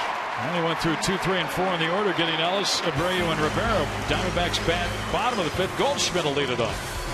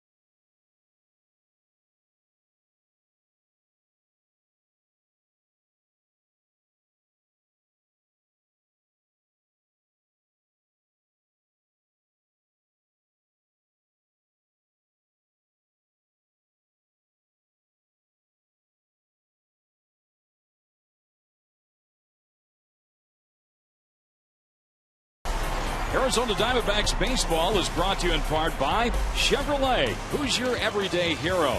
Nominate an everyday hero at valleychevy.com or facebook.com/valleychevy. Jack in the Box. Right now at Jack in the Box, you can try the new Chipotle Chicken Club Combo for just $4.99 plus tax. Some of the best sunsets in the world right here in this state. Here. And the Diamondbacks looking for some ray of sunshine here against these Los Angeles Dodgers. How about that little segue there? Wasn't that impressive, Greg? See, I can set you up nicely. Attaboy. Thank you so much.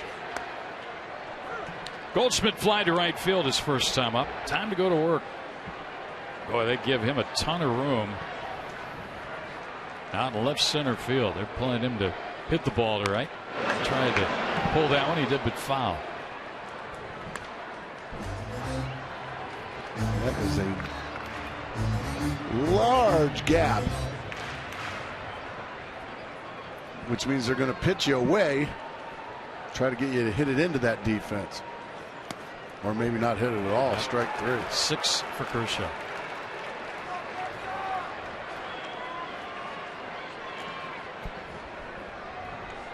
Center fielder, Chris Young.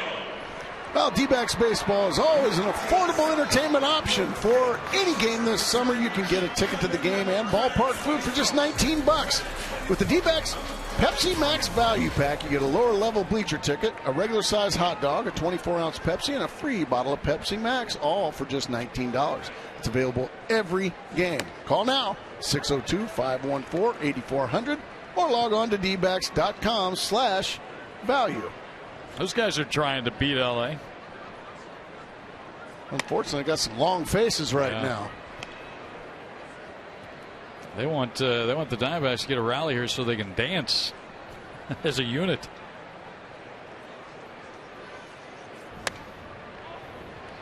Pretty good fastball missed into Chris Young. Young struck out looking first time up. And he's just got ridiculously good stuff. Just got to battle him. Give him his respect, but then you go out there and do your best to beat him. He's how he's tapped to short.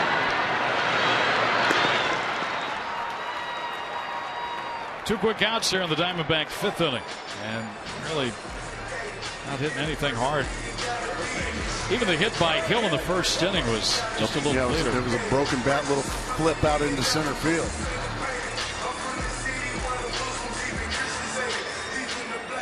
You stop and you say, how is Kershaw only 6-4? Well, he's had 7 no decisions this year. Have they been scoring many runs? Probably not.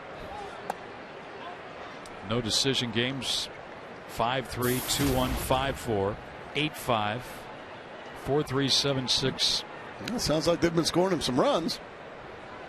4-1. Ball down the third. 1-2-3 again go the Diamondbacks. Third time in 5 innings. They're down 2-0 as we go to the 6th.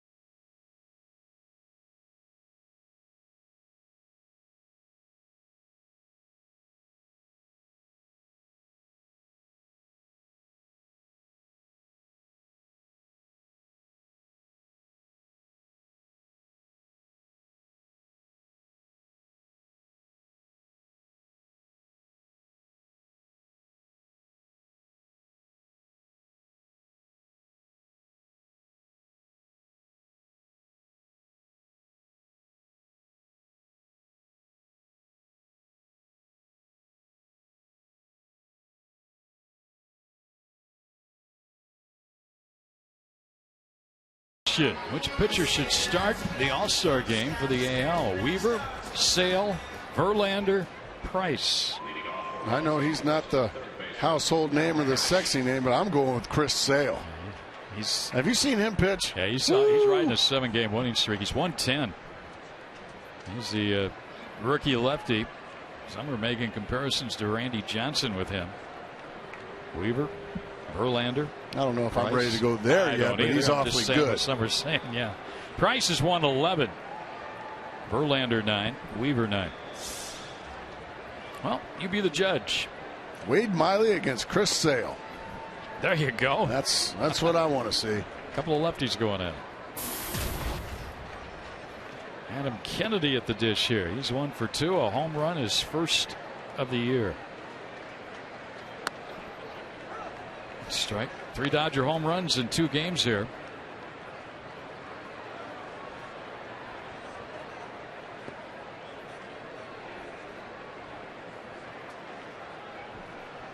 And they ground ball down to first. That is a foul ball.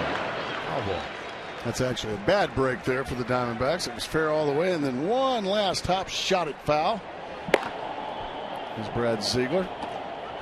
As you see every night, go ahead and just talk about Groundhog Day. Brad Ziegler getting loose in the bullpen. You can shoot that about every night.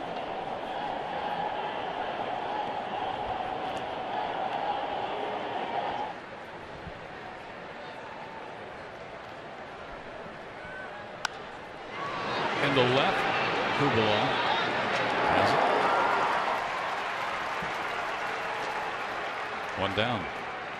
Well, at the end of the day, Greg, no matter what the final score is, you'd have to say Josh Coleman pitched awfully well again tonight. Yeah, 1 unearned run, 1 earned run. This will, I think, no doubt be his last inning if he gets through it cleanly. And yeah, six innings. Now he's not through this one yet. Yeah, but I'm just saying. Yeah. If he gets through it cleanly, you'd say 6 innings with 1 earned run is an awfully good start again for Josh Coleman. And he knew the task at hand going up against a guy like Kershaw, who's good against everybody, but has really dominated the Diamondbacks in his career. And Kershaw has only given up 1 hit and 1 walk in his 5 innings of pitching. A lot of ball game left, though. Yep. And Kershaw's number. There's Loney getting another hit. Truly amazing. And won't challenge Kubel though. He's 2 for 3 tonight. Did he come in 393 at Chase Field? 2 for 3 in this ball game. I was going to say 393 sounds a little short for him. He's like 693. He just swats it to the left side. I wonder if he ever. Well, I'm sure he does. I'm sure you did. Ballparks you hit well, and you think, gee, I wonder what I would have had offensively if I'd have played my entire career half of the season in this one ballpark. There were always places that you just saw the ball great, or the opposing pitchers were just a good matchup for you. Well, as strike 1 here to Cruz, when you played with the Cubs, came in here, when you played with the Diamondbacks, you've heard others talk, one of the better hitting backgrounds in all of baseball. Yeah, you saw the ball very good here off of Randy Johnson and Kurt Schilling and Matt Manti and guys like that. Yeah, oh, you saw it real good as it was sailing past you. I saw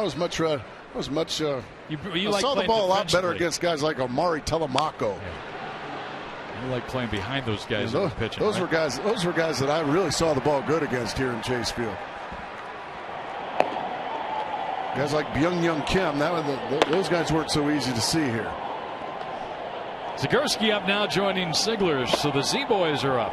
Zagurski and Ziegler.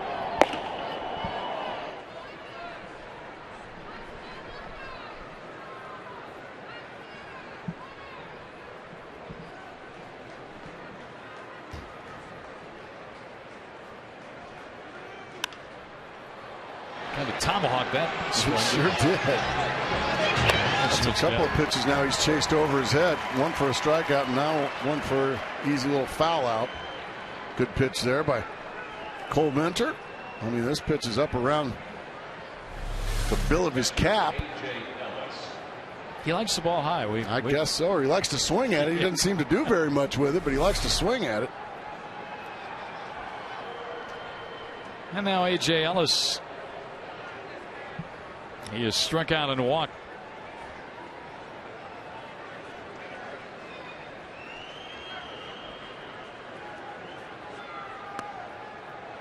Change up, strike one. 5 Dodger hits, 2 Dodger runs. Diamondbacks have no runs, 1 hit in this ballgame.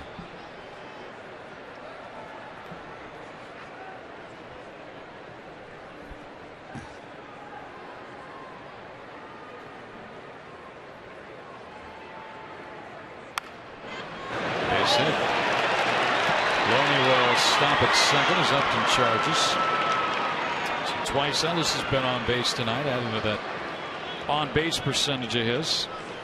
We'll give Clayton Kershaw a chance to help himself against Josh Colmenter.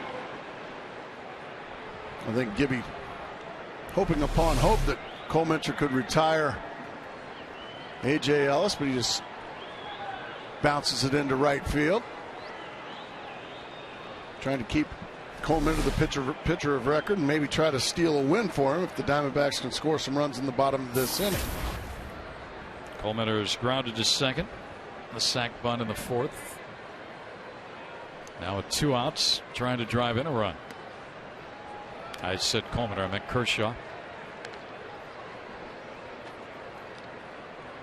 Colmenter's spot is due up second on the Diamondbacks hit in the 6th. So he now is at 107 pitches on the night.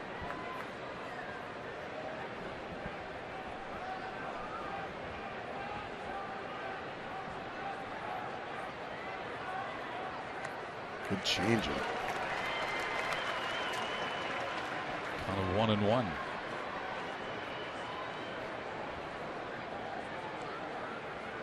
Kershaw 26 at bats this year, only 6 strikeouts.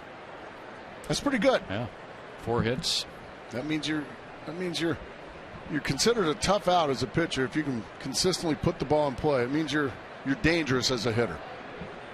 You're not just up there taking 3 swings and going back to the dugout. Not like Nathan Eovaldi last night. Oh, yes. He wasn't much fun to watch hit. He can pitch. He pitched, yeah. It's what he was out there to do. Yeah, at the end of the day, pitchers don't get paid for the bat in their hands.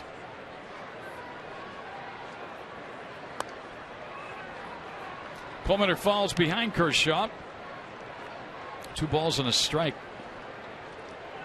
An unearned run in the 3rd inning for the Dodgers and a home run by Kennedy in the 4th inning.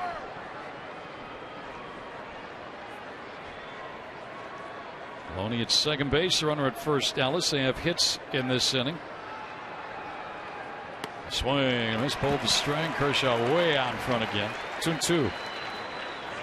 Kershaw talking to himself like he's a cleanup hitter. Lay off that. Come on, you're better than that. Wait on the ball. I like that. He's competing.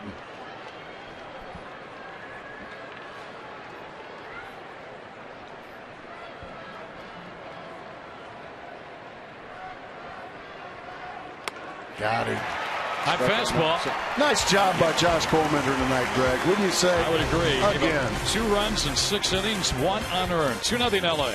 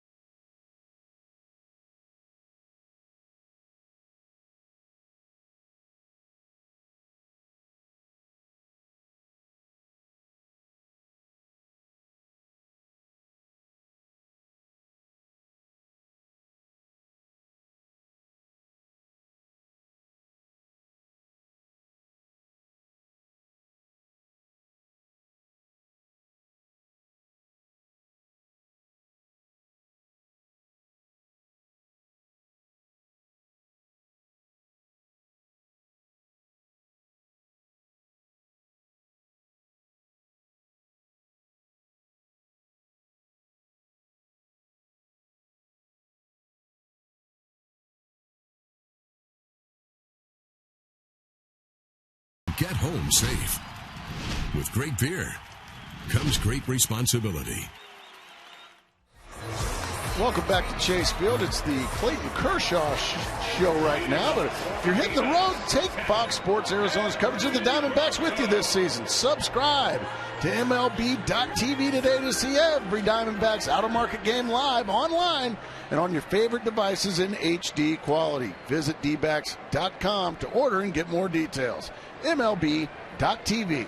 Baseball everywhere. Oh, that was good. That felt good, Greg. All righty. That had to be good for you. It sold me. Let's see the Diamondbacks get something going here against Kershaw in the 6th inning. Down a couple. Blanco will bat. We'll have a pinch hitter next for Coleman. There's a foul back to the screen. And then around to the top of the order on Willie Bloomquist. There's Parra. He's moving into the on-deck circle. Diamondbacks looking for somehow, some way to solve this Dodger pitching staff. 1 run last night. Donut here tonight. Diamondbacks have worked Kershaw quite a bit in this ballgame. Gotten the count up there, but again, only 1 single and 1 walk. His fans 6. Exactly. The counts have gone a long ways before they make outs. That's 3-1. Another 3-ball count. Diamondbacks have done a great job. That's 7 3-ball counts now for Clayton Kershaw. So Diamondback hitters have done a good job of waiting out those pitches just off the plate. They just haven't done anything with the strikes. Well, Henry Blanco gets it going. Nice going, Henry. That's a start.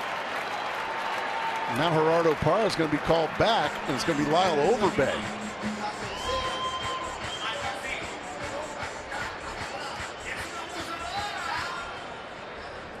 So Overbay, Diamondbacks, if you're wondering on the bench, they have a switch hitter Blum and then everybody else left-handed. Drew, Parra, Montero, Overbay. It'll be Overbay here. It's the first inning tonight in which the Diamondbacks have put the leadoff man on base against Kershaw. His pitch total is at 84.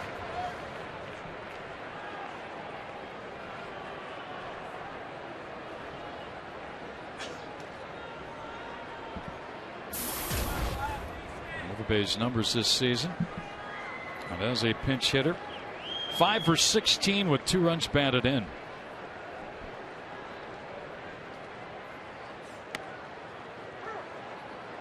Perfect fastball to the outside corner to greet Lyle Overbay. Bang.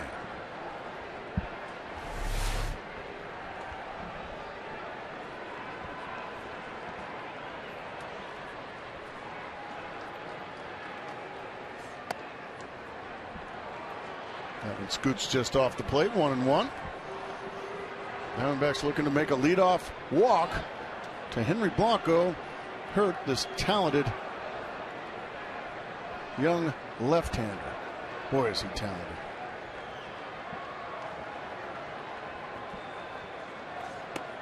High and tight. Missed badly with that one. Well, you have to take advantage of the few bouts of wildness from the great ones. And certainly Kershaw, one of the great ones.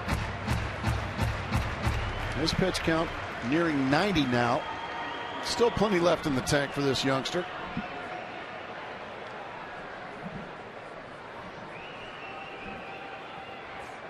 Oh, that was the one Lyle would love to have back. That one was right there. That's one we've seen Lyle hammer. Well, the head of that bat was right there. He knows. Yeah, that's just the story with the great ones. You only get so many good pitches to hit. You hate to miss them. 2-2 count. Got him. Yeah, he missed the one in the middle of the plate, and that led to the one right on the corner. So Lyle dejectedly goes back to the dugout, 1 away. And he becomes the 7th strikeout victim of the night for Clayton Kershaw. Now to the top of the order, Willie Bloomquist. Willie's 0 for 2. Tapper back to the mound and a strikeout.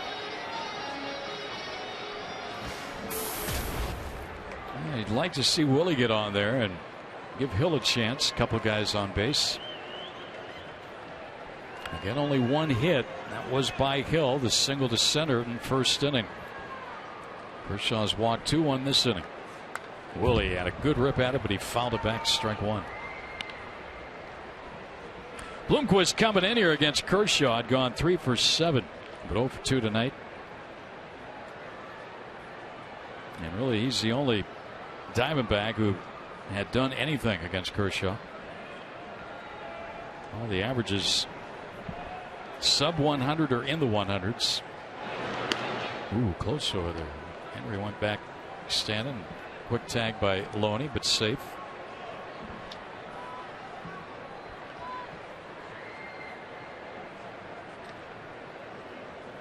Who would like to get at a bat this inning? A few spots away, though. Just missed.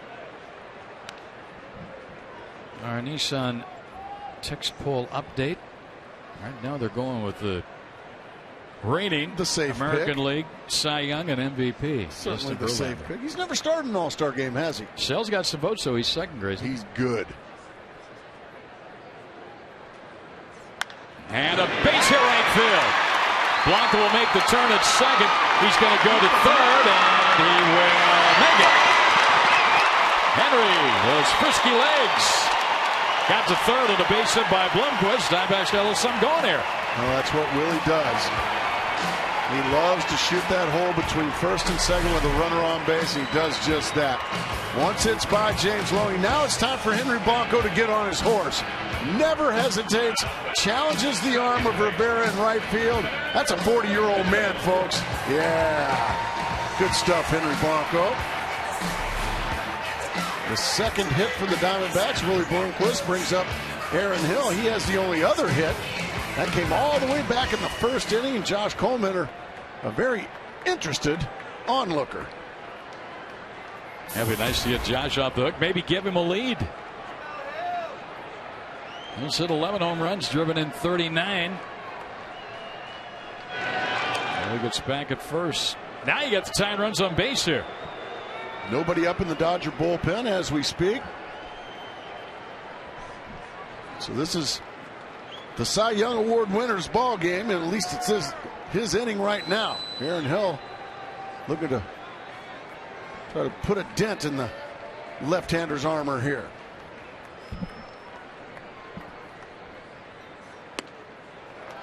Missed with a changeup, ball one. Kershaw's been so comfortable out of the full windup all night, and he's only had a couple instances where he's had to pitch out of the stretch. Right. All of a sudden now you put a little angst in him, you put a little pressure on him, first and third. Give him something else to think about besides that hitter in the box, besides that catcher that he's throwing to. Good opportunity here for the Diamondbacks. 2-0. You can see his body language. He's a little bit concerned with the way things are going right now. His catcher has noticed. Now would be a good time for these Diamondback fans to really start making some noise. This is the first time you've had Kershaw on the ropes all night. Like I said, Greg, it's rare that you get these guys on the ropes. Maybe once, twice a game is all you get. So you really got to take full advantage.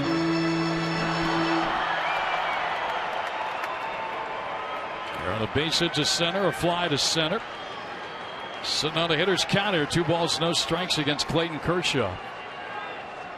Blanco and Bloomquist, the base runners. Into right center, that's going to fall for a hit. Blanco will score, Bloomquist to second.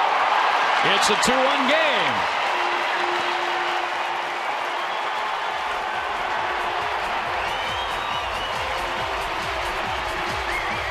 All it takes is a little pressure on the opposing pitcher. Back-to-back hits now.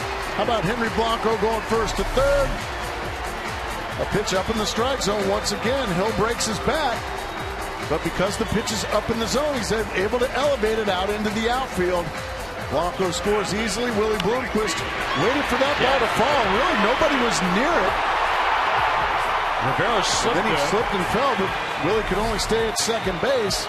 And now Justin Upton, boy, would he love to come through in front of this home crowd. And first going to have a meeting. Justin will visit with Alfonso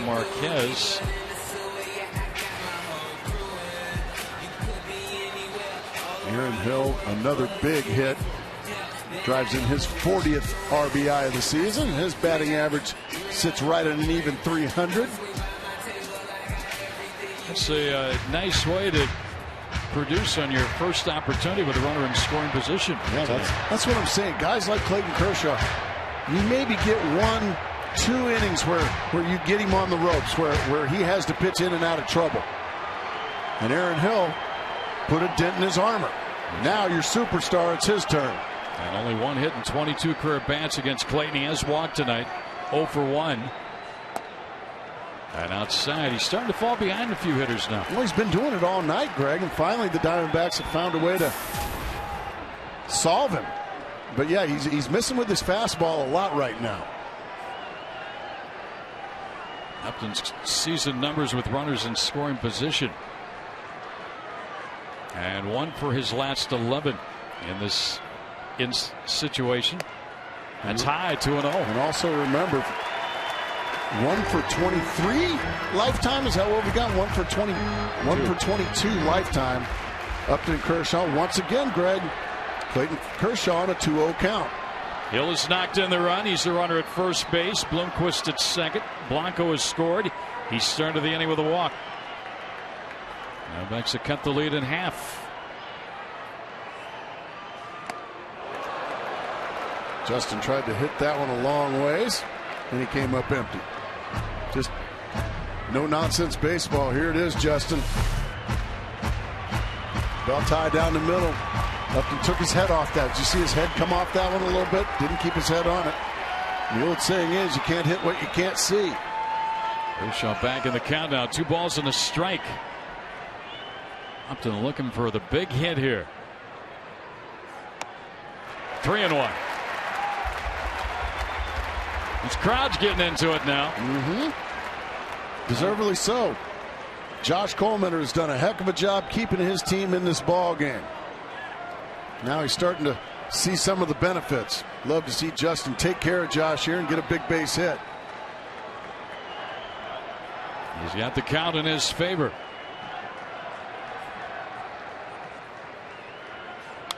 Oh boy, he got a good one to hit there, and he didn't do anything with it. Justin disgusted with himself. He can't believe. I mean, this one's center cut. Oh goodness. Once again, that head came off of him. You see Justin upset with himself. A 3-2 now. Bloomquist at second, Hill at first. Upton has struck out 73 times this year. Don't know if the runners would be going. Kershaw wanted to see, and Bloomquist didn't give anything away. Yeah, you can't really go right here because strikeout. Well, the history shows that Justin Upton's had so much trouble with Clayton Kershaw that the odds of getting a base hit, and you don't want to run yourself out of it. Yeah, have been to this point pretty minimal. He had another 3-2 pitch from Kershaw to a Diamondback hitter. Line drive, beats him down the line and left. It'll score 1. It will score 2. Upton on his way to third. He's got a 2-run triple. Diamondbacks lead it 3-2. No longer 1 for 22. He just got Kershaw. And the Diamondbacks have gotten Coleman a lead. First triple of the year for Upton, and it couldn't have come at a better time.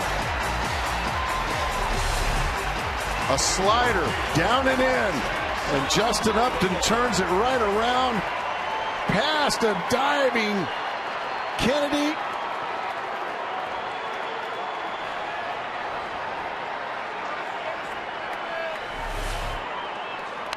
Now the Diamondbacks looking to add on. Oh, good for Justin Upton. Boy, talk about a kid that needed something, anything, against a guy that has owned him up until that point. Abreu had a little trouble down in the corner, too, and Upton slid into third. The Dodger infield is pulled up here with Kubel at the dish. And a swing and a foul of the plate, strike 2. Well, you don't want to stop here. You got 3. Make it 4 if you can. Absolutely. You got a chance to drive in a run here with a out. And when the infield is in, it increases 100 points to your batting average. So right now, Jason Kubel is a 390 hitter. Unfortunately for Jason, he's sitting in an 0-2 hole right now. It's the tough lefty. Mind over matter right here if you're Jason Kubel. Find a way. He did. Deep left center field, and this ball will get off the wall. RBI double for Kubel. Upton scores. 4-2 Diamondbacks. RBI number 59. Been a rough inning for Clayton Kershaw. Diamondbacks have finally broken through against him. And it started with a walk. Jason Kubel's incredible first half continues. High fastball. Doesn't try to pull it. Just puts a nice. See how easy and smooth that swing was? And look how far it goes. Off the left field wall. That shows you don't have to swing hard to get the kind of result that Jason Kubel just got. And Don Mattingly is going to go remove Clayton Kershaw from the ball game thanks to that man and Justin Upton. And as you said, Greg, it all started with a leadoff walk to Henry Blanco. So the Diamondbacks knock Kershaw out of the ball game here, and the bullpen will take over. It's been a 4-run inning, and now a Diamondback lead.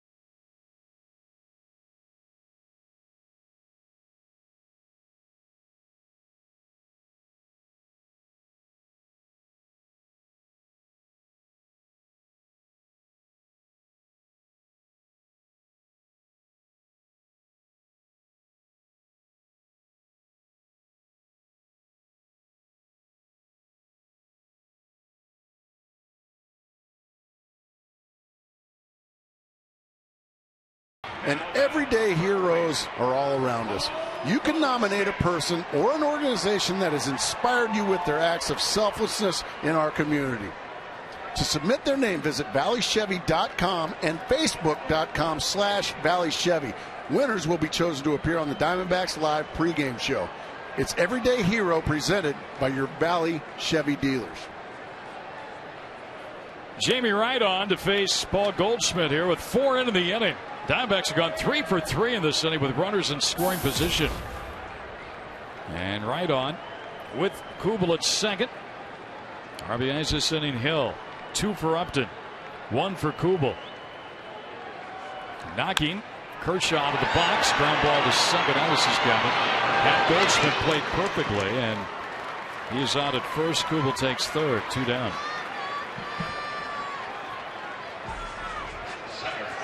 Jamie Wright, a man that has no ability at all to throw a baseball straight. Yeah. I mean, none. From the time he came up with the Rockies years ago. I think he was born with a sinker in his hand. I mean, this ball moves all over the place. Always had a great arm. He's got an 82% ground ball rating. There are the numbers on amazing. Kershaw. 104 pitches. I'm amazed at what just transpired, all with a leadoff walk, and he was playing with fire with the walks all night, wasn't he? He had a lot of 3-ball counts, and boy, these Diamondbacks put some awfully good at bats on him. when they got him in the stretch. Well, it's the third time around they got him. Yeah, 8 3-ball counts. This is one of those times where if you're A.J. Ellis, the Dodger catcher, you have to make sure nothing gets by you. Like I said, Jamie Wright, the ball just moves everywhere when he releases it. So he's really got to be a cat back there to prevent a wild pitch and another run. You see that ball movement.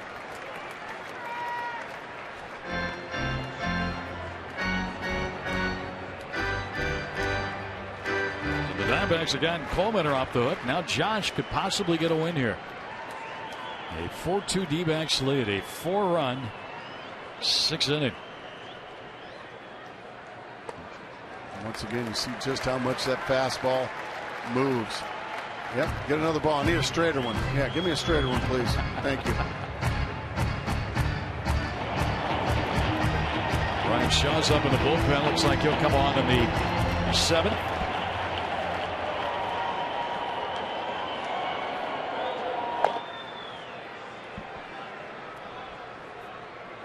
Here's the pitch, and it's outside, and a walk to Young. So now it'll be the 9th man to bat in the inning for the Diamondbacks with that walk to Young. All his pitches way out of the zone. As you can see from Fox Tracks, only one in the zone, 4 way wide.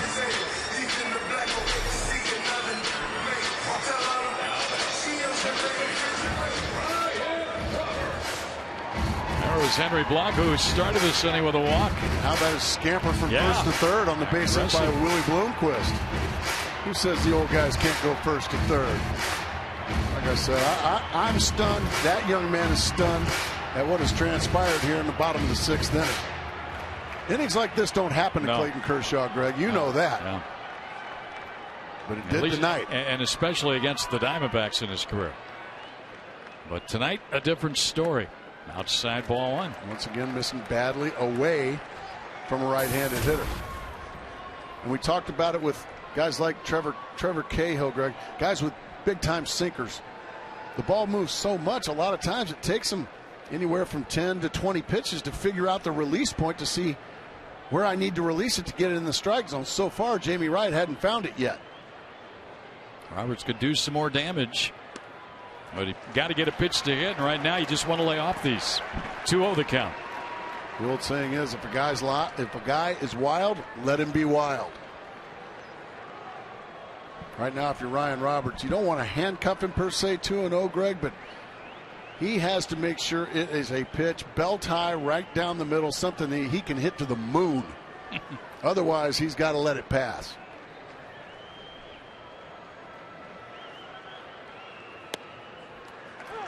Woo! Wow, was that a late strike call from Alfonso Marquez? That was an afterthought. That was an afterthought. That's where, if you're the hitter, and this gets called a strike, and it waits, and that's when I'll look back at the umpire right there. I'll say, "You want to think about it a little longer?" Well, it's 2-1 now. But that just shows how much that ball moves out of Jamie Wright's hand. Ooh. Big swing. 2-2.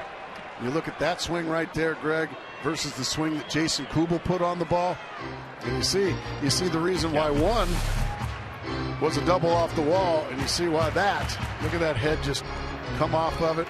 The hip goes flying, and that's why that was a swing and a miss. And that's Kubel knowing his strengths, too. I mean, just a ball out over the plate, knowing what he can do with it, not trying to do exactly too much. Right. Trusting himself. Yep. Young takes off. They will not throw through. I'm assuming that'll be a stolen base for Young.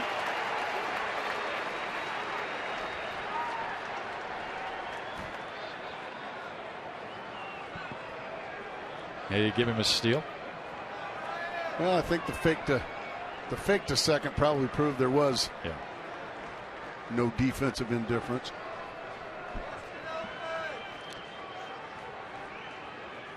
Ooh, what a play by A.J. Ellis. He just saved a run right there. Incredible play by Ellis to save a run. Wow. Blanco's going to come to the plate for the second time. Henry walked, and boy, did he show some base running abilities here. Yeah, look at him, just never hesitated on into third, and I think that may have inspired that dugout as well, watching the old guy go first to third on a base hit. I don't think there's any ifs, ands, or buts about it. Go ahead and cap the inning with a big base hit, and a bigger lead here if you're Henry Blanco. There's a fast strike. 0-1. So the 10th man to bat in the inning is a guy who started it all, Henry Blanco.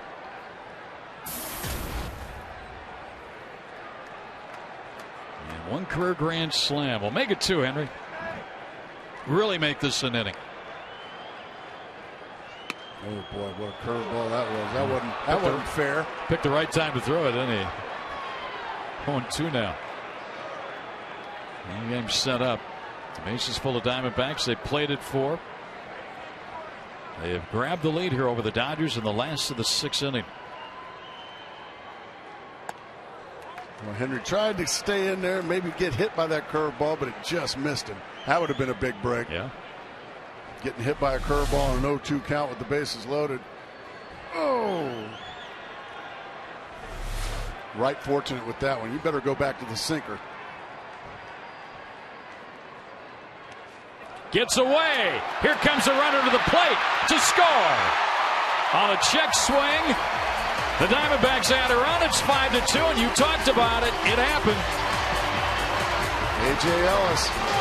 He made a couple of incredible stops on right, but that's the danger. When you've got a guy on third base and a guy like Jamie Wright out there, that can happen. The ball moves so much. The wild pitch happened, and sure enough, a gimme run right there as Kubel easily scores. Now Hitwood played a couple more. Fouled on the right field line, twisting out of play. Boy, the wildness of Jamie Wright has really come to haunt. A couple of walks, now a wild pitch. Rick Honeycutt, the pitching coach for the Los Angeles Dodgers. He doesn't see his team give up too many 5-run innings, does he? No. And the Diamondbacks haven't had too many in a while. They're having fun here in this inning.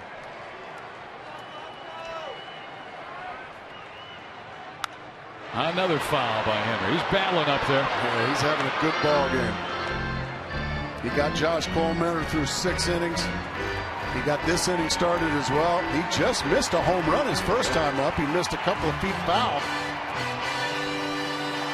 Josh Coleman goes from what would have been the losing pitcher to right now the pitcher of record in a 5-2 lead. And good for him. He pitched well tonight. He sure did. You see the Diamondbacks reward him with a big inning here and give him a chance to win this game. When we talk about Blanco, he called the game for Josh. So he's played a big part in this one tonight. Starting this rally. And he's drawn a 3-2 count. Once again, that breaking ball about 4 feet outside in the dirt. A.J. Ellis again snuffing a wild pitch. Watch how far he has to scoot out there to snare that. Nicely done again by Ellis. 11 3-ball counts tonight. Ground ball foul. He's still battling. This is wily old veteran versus wily old veteran. Jamie Wright been around a long time. Henry probably caught him somewhere along the line. Either in the minor leagues or the major leagues. Yeah, you don't call these two prospects anymore. No.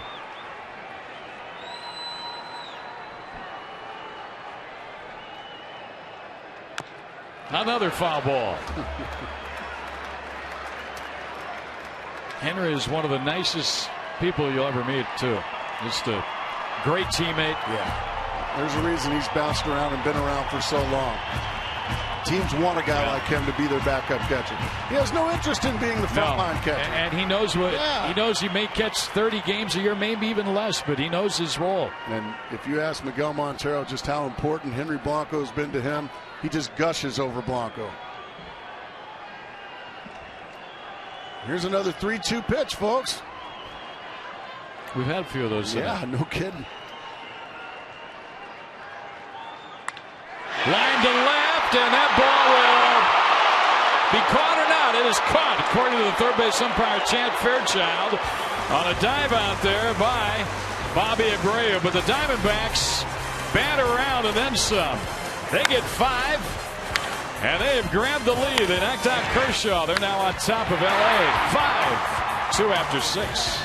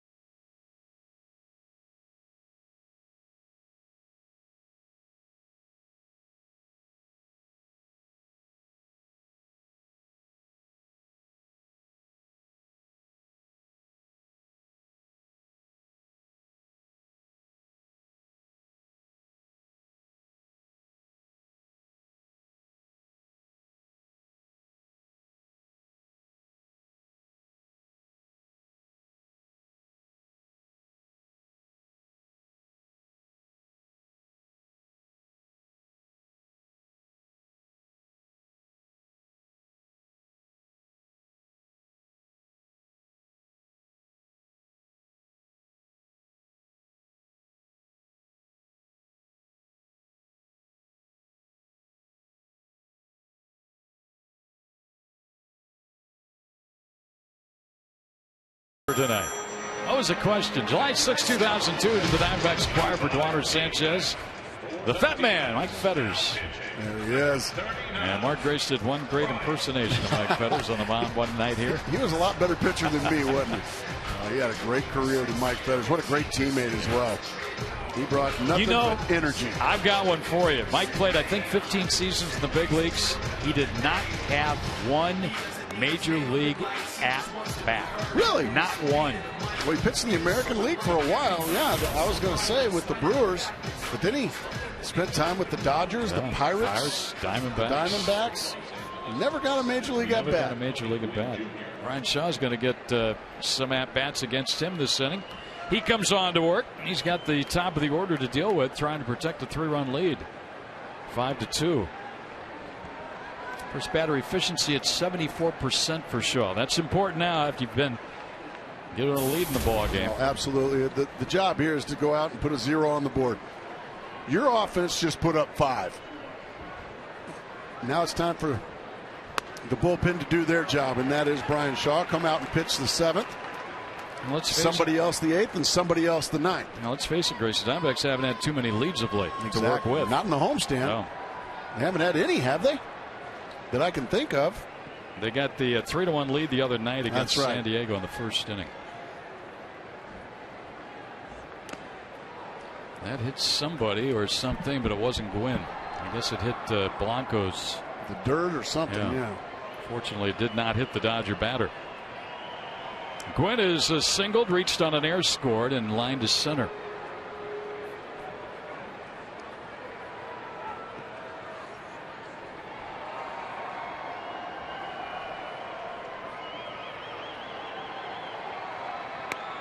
Beautiful cut fastball right to the outside corner, 1 and 2.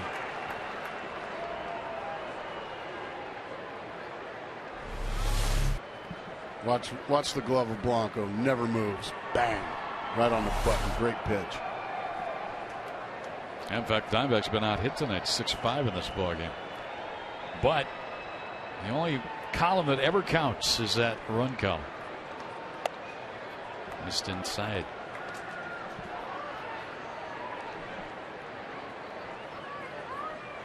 Count has gone to 2-2 on the leadoff man Gwynn. It'll be followed by Mark Ellison. Bobby Abreu here in the Dodgers 7th inning. Abreu made a nice catch there to keep that 5-run inning from being a 7-run inning for the Diamondbacks. Just missed. 3-2. We may be setting a record tonight for 3-2 counts. It's only fitting that this is the 3-2 count on the first batter Brian Shaw faces.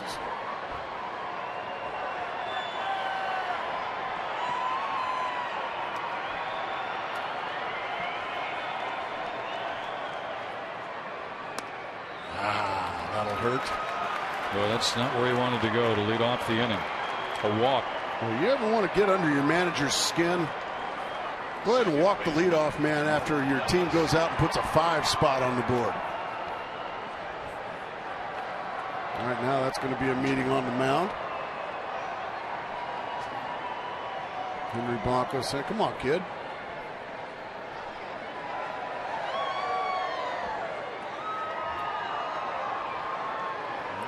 He got ahead of him and lost him. So Gwynn's on for the 3rd time tonight. Mark Ellis has a walk and has struck out twice in this game.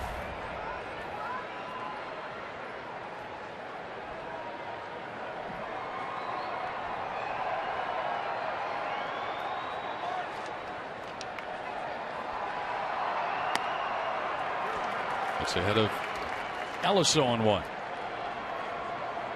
Shaw had a string of 10 straight scoreless outings that ended on July 4th. Last 14 games, 300 runs in 14 innings. Had a 0.79 ERA in the month of June. Diamondbacks had a terrific month of June where they went 16-10. And all aspects of the game were really working for them. They're looking for their first win of July.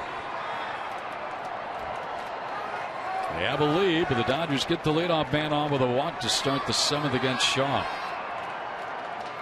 And a little flare. That's a base hit over Bloomquist head into center field. And here come the Dodgers right back. Just like that. Tying run coming to the plate. A walk and a little base hit. And that's the momentum builder here for the Los Angeles Dodgers. Bloomquist went up the ladder on this one, but over the head. Stretched as high as he could go, but I don't even think tight end Jeff King could come up with that one, even at his 6'5". Well, we're going to ask him because we're going to talk to him here shortly. Next inning, in the bottom half of this inning. But meanwhile, Brian Shaw got himself in a bit of a mess here in the top of the 7th inning. Got a dangerous hitter at the plate who's doubled homer run tonight, Bobby Abreu.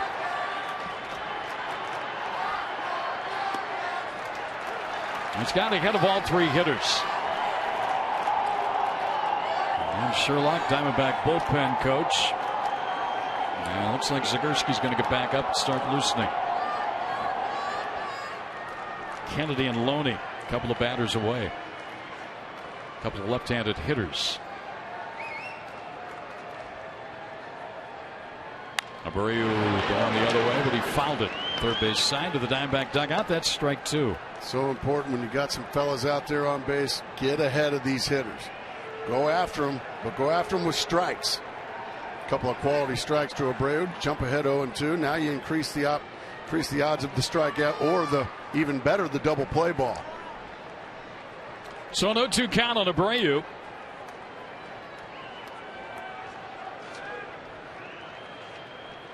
Veteran hitter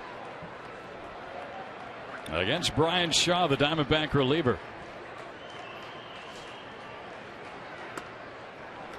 And he's tying outside.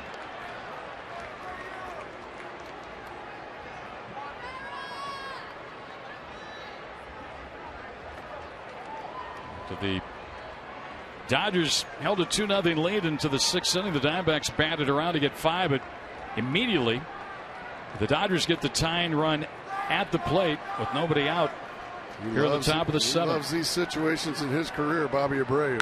And a ground ball, base hit right field, left in charges. Gwynn will be held, and they'll be loaded. Just like that. Walk, hit against Shaw.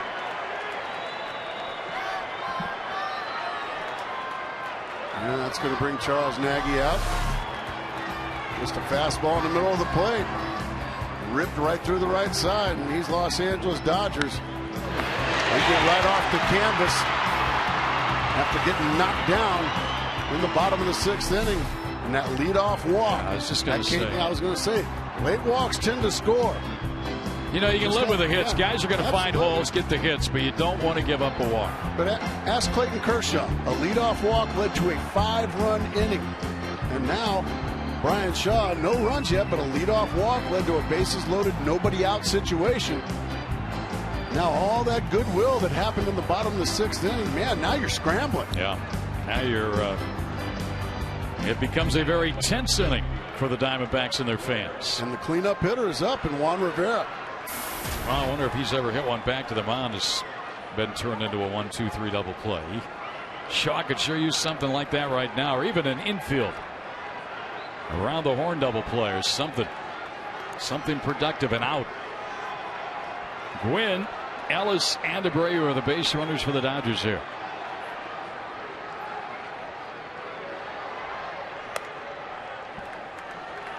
Misses away, ball 1. I mentioned Zagorski is up in the bullpen. He's the only pitcher up at the moment, the left-hander. Kennedy and Loney, a couple of left-handed hitters, are the next scheduled.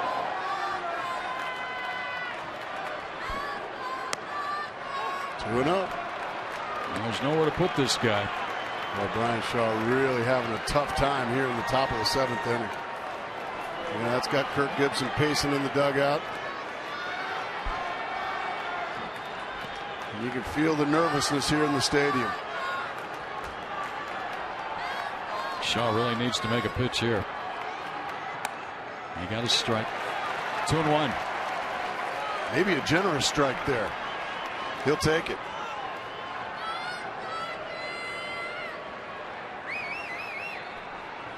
A walk to Gwynn, a single by Ellis, a single by Abreu. Dodgers in business here. 3 down in the 7th inning.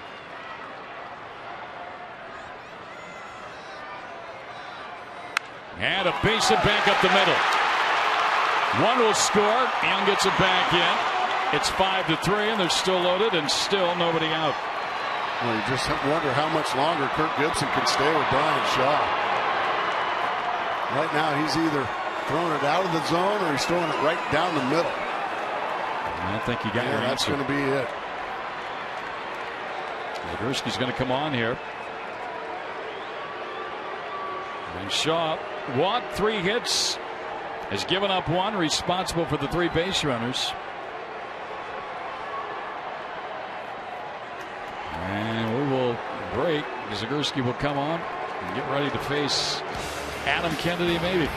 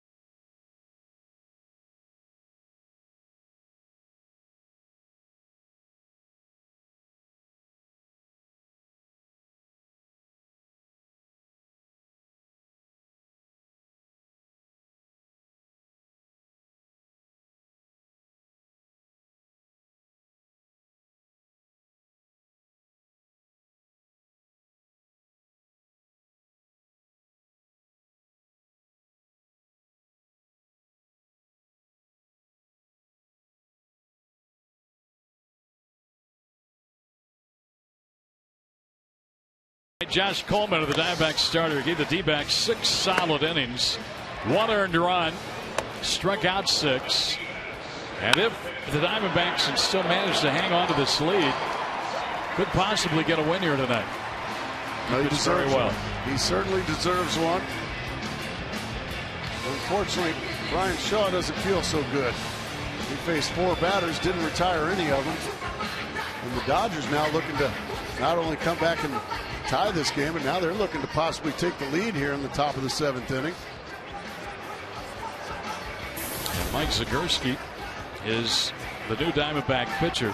He's going to face a pinch hitter for Adam Kennedy. They're going to send Jerry Hairston Jr. to the plate. Adam Kennedy, number 6. Hairston, a right-handed batter. Started last night and had a single in the ball game.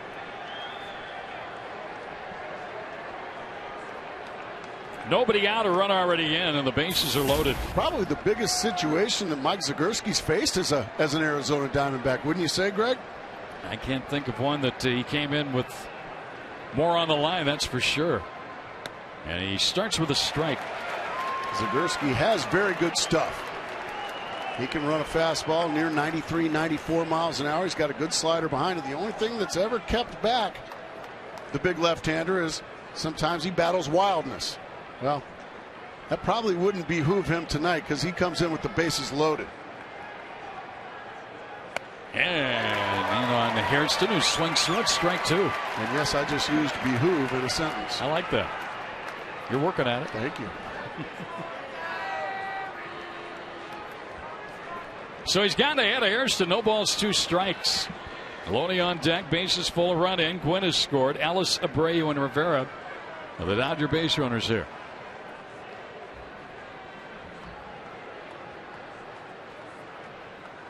He shook one off, and now Hairston backs out. Just some mind games now from the veteran Hairston. He knows he's got a rookie out there. He's probably not used to these spine-tingling situations, but so far, Zagorski back-to-back strikes. That'll do it. Take a seat. He doesn't like it. He didn't like it at all, but he walks away. Well, he's going to look at the replay and see that was a perfect fastball. Step out on me, I'll just zip one right at your kneecaps for strike 3. Yes. What? That didn't take long. Nicely done. Huge strikeout there for Mike Zagorski and the Diamondbacks. Now, unfortunately, the bad news, Greg, go ahead and tell us what the bad news is. It's James Loney, who's hitting 400 now at Chase Field in his career. And that's in 170 at-bats. He's 2 for 3 tonight. So Adam Kennedy got pinch hit for the lefty for a right-handed hitter. Well, Zagorski took care of that. Now he's going to face a lefty and a tough one in James Loney. Now here's the good news. Loney has hit into 11 double plays this year. This is outside ball 1. And that would be just what the old doctor ordered right about now. Boy, and then some. All the Dodgers on the bases. Ellis at third, Abreu at second, Rivera at first. 1 out and 1 in. But you got to make sure you throw strikes if you're Mike Zagorski. Just missed 2-0. Funny how it works sometimes. He throws 3 strikes and strikes out Hairston, the right-handed batter. He's falling behind the lefty, 2-0. And this is kind of the guy that, and when I say the guy, I mean a left-handed batter. This is what these left-handed relievers, it's what got them to the big leagues, their success against these left-handers. Well, pitch of the night right here for Mike Zagorski against James Loney. That was a good strike. Well, James Loney just took a fastball right down the middle with the bases loaded and 1 out. Oh, my goodness. A lot of grand slams been hit on this pitch right here, folks. Oh, baby. But he took it. Let's see if Mike Zagorski can make that hurt.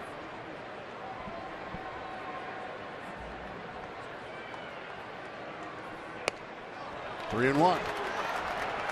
Well, again, there's nowhere to put this guy. Bases are full of Dodgers. A walk forces 1 in. That's Ellis at third. Abreu down at second. Abreu who drove in the run this inning over at first base. And only 1 out. And a 3-1 count on the hitter, James Loney.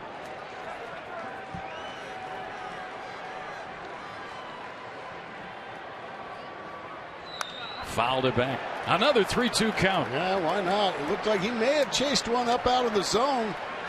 Thankfully for Mike Zagorski and the Diamondbacks. You tell me. I mean, it's close. It could have easily been called up. I think it would have been called up. That was probably ball 4. So Zagurski gets a break there. So Loney will dial in against Zagurski. Big moment in this ball game. 7th inning.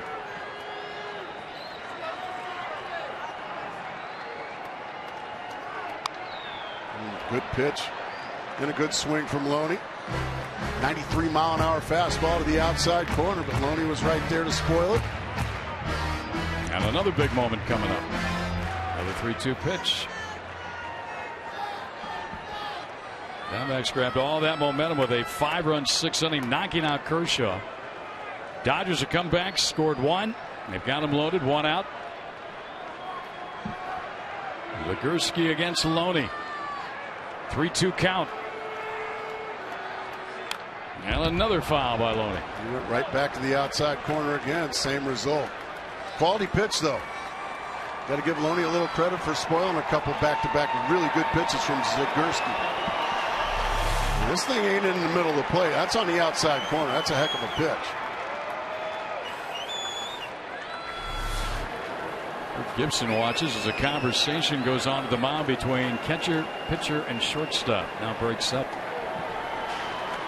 Which makes you wonder if Bobby Abreu, the old crusty veteran, might be given location out at second base. 8th pitch of the at-bat coming up here against Loney. Because the last thing you want to do in the middle of a battle like this is go break the pitcher's rhythm, but maybe, just maybe, there might have been some shenanigans out at second base with Bobby Abreu. Let's hope that doesn't mess up the rhythm of Zagurski.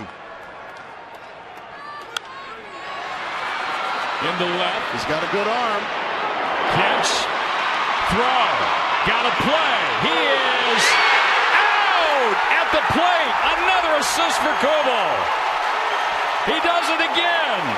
Jason Kubel guns out Ellis trying to score. Number 11 assist. Dodgers get only 1.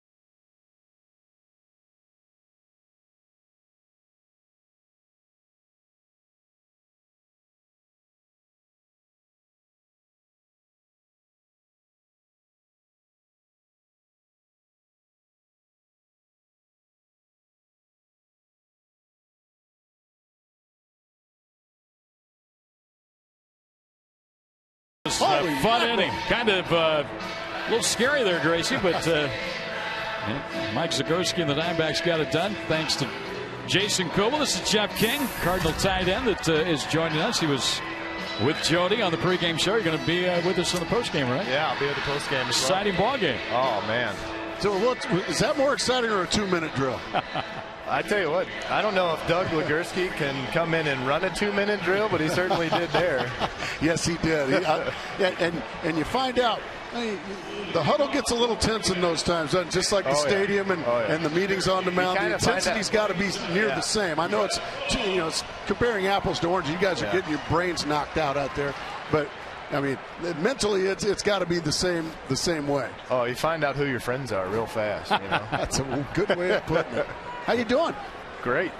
Yeah, it's like I told you earlier. It's like watching Van Gogh paint a picture up here listening to you guys. Well, we're just having some Renoir, fun. Van Gogh, sure. Sure, but thank you. Jeff Blum, the pinch hitter for the Diamondbacks, switch hitter, takes a strike. As we're underway here in the bottom of the 7th, Javi Guerra is on, just off the DL yesterday. Right-hander. Somehow, some way, the Diamondbacks only gave up 1 run in the top of the 7th. That's behind the second base position. Out of the shallow right center field area. Mark Ellis makes a catch. 1 away. Jeff, how you like the arm and the accuracy out there of one Jason Kubel in the outfield? Yeah, I just saw the stat. 11 assists this year. Yeah. He's been. I can't think of a better signing of any other team with the money and what he's contributed. He's kind of carried the Diamondbacks this year offensively. So, yeah, Kubel fitting in well in the desert. Well, getting a few more smiles out of him these days too. Well, I like seeing that. Yeah, if you had 60 RBIs, you'd be smiling too, or 59, whatever it is. Chopped to short by Bloomquist. Our tools of the trade presented by Rams Trucks, and let's take a look at Jason Kubel's accurate throw. Right on the button. Just a nice tag there, but good tag. So you're a Virginia Tech guy, right? Yep. Okay, I'm not going to ask you about the quarterback quote-unquote controversy. I wouldn't do that to you, but I'm an old Cardinal fan. Greg used to be an announcer for the Cardinals as well. But tell me about the other Virginia Tech guy, the running back Williams he hurt his knee last year. Ryan or Brian? Ryan Williams. Yeah, he's going to be special, I think. He was came out early, came out as a junior from Virginia Tech, and kind of has all the tools that you want. Can catch the ball out of the backfield, physical. He practiced at the end of OTA, so he got back into some action. So he's not coming off, not doing anything. So he's building confidence back in the knee. But I think he's going to be a real special player. So he'll be ready to go once. He'll be ready to go day one. Gotcha. They might ease him in, put him on like a pitch count or a play count, but he should be ready to go day one. Does Larry Fitzgerald have the best hands you've ever seen? And you don't have to say yes. He does. That's the one thing that sets him apart. Watching Steve Smith every day for 6 years. Very good. He's a great one. He does it. We can keep talking. He does it. His athleticism is, at 5'10", right, is incredible. He does things that just isn't natural. And also great speed from Steve Smith. Yeah. Right? He'll outrun everybody if he gets space. Right. But Larry, what sets Larry apart is his hand-eye coordination, how he tracks balls, goes up and gets the balls that he probably a normal guy wouldn't go get. That's what sets him apart. That and that he thinks the game really well. To be a special player that he is, he doesn't rely on God-given talent. He actually thinks the game really well, and he looks to me like he'd be the perfect teammate. And he works hard at it. Yeah. That's the other good thing is you can look to him to lead, which is perfect for a guy to lead a franchise. You can look to him to set the example. You guys aren't too far away from going to camp, are you? 18 days, I think it is. You're counting, right? You excited?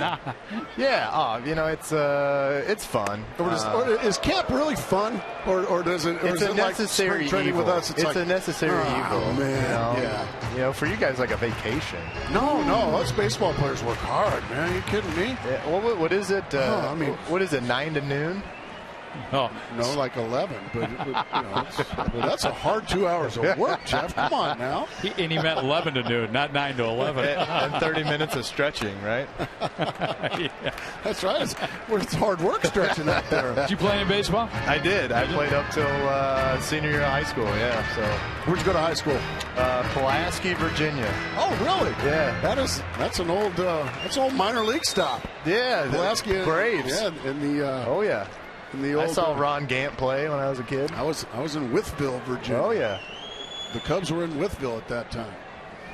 So yeah, Pulaski's an old mountainous area there, and that one's popped up.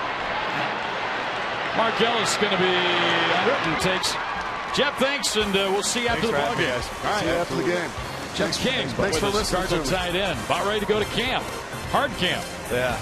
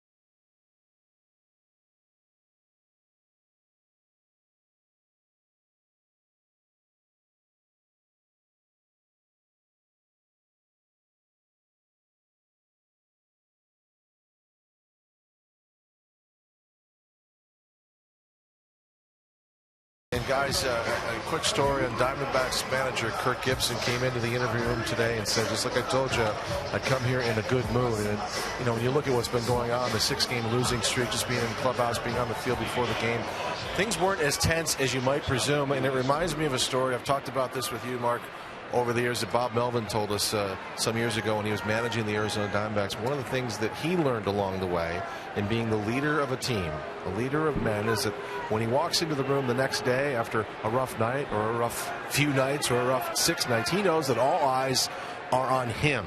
He sets the tone. It's so true. So you got to flush it. And I think Kirk Gibson made a point of doing that today. You could feel that around this group. I don't know how this game will play out. Still lots of outs and lots of baseball left, but they weren't wearing it as much as you think. There's a drive into left. Kubel on the run, and he won't get this one. It's up off the wall.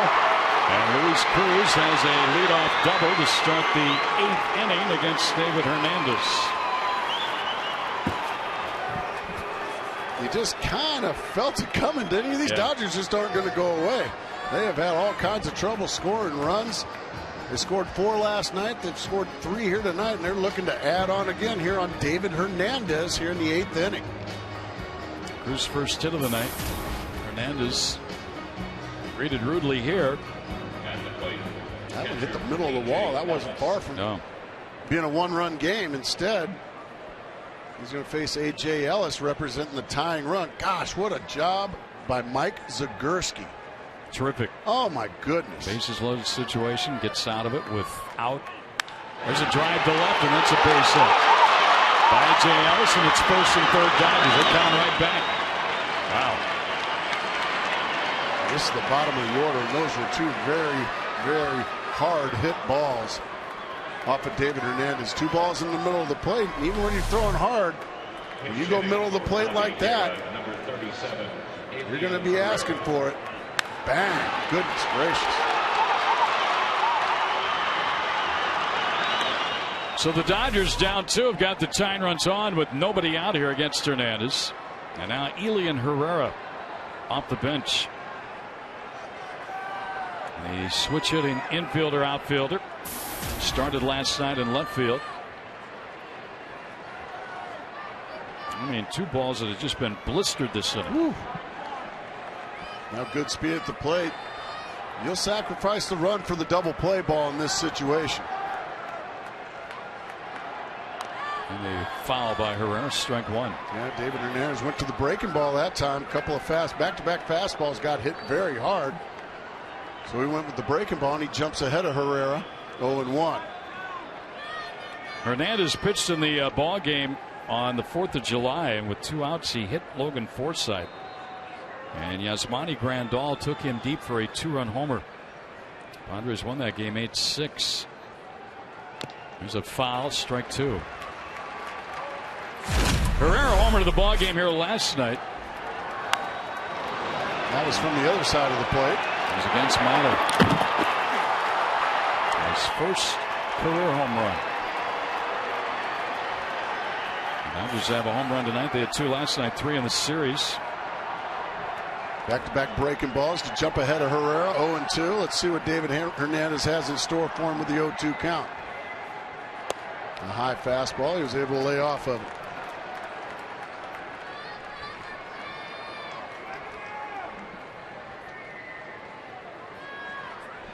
So 1 ball, 2 strikes to count here.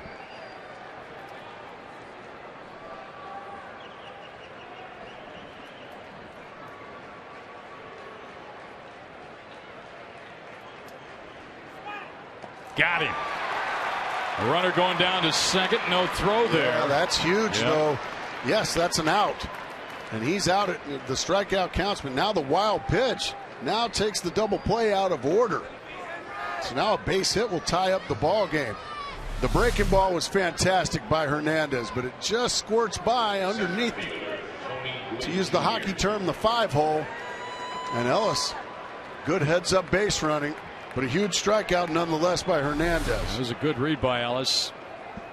Blanco couldn't risk the throw. So now the tying runs are in scoring position, second and third with 1 out. And Tony Gwynn Jr., the hitter. Gwynn's been on 3 times tonight. He's got a single. He's reached on an error. And he has walked. Infield will concede a run. They're back.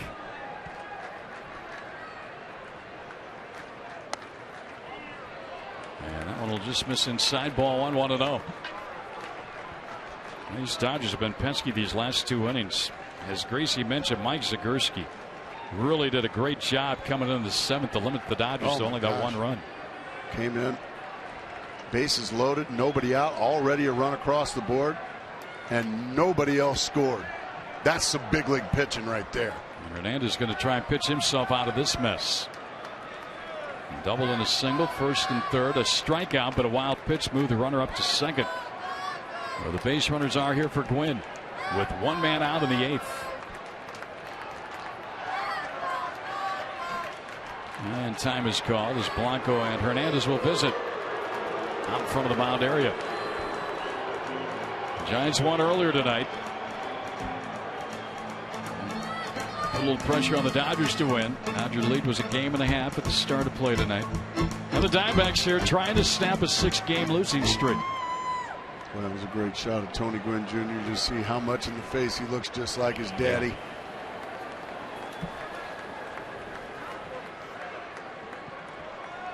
Well, let's hope he doesn't hit like his daddy here. Very well said.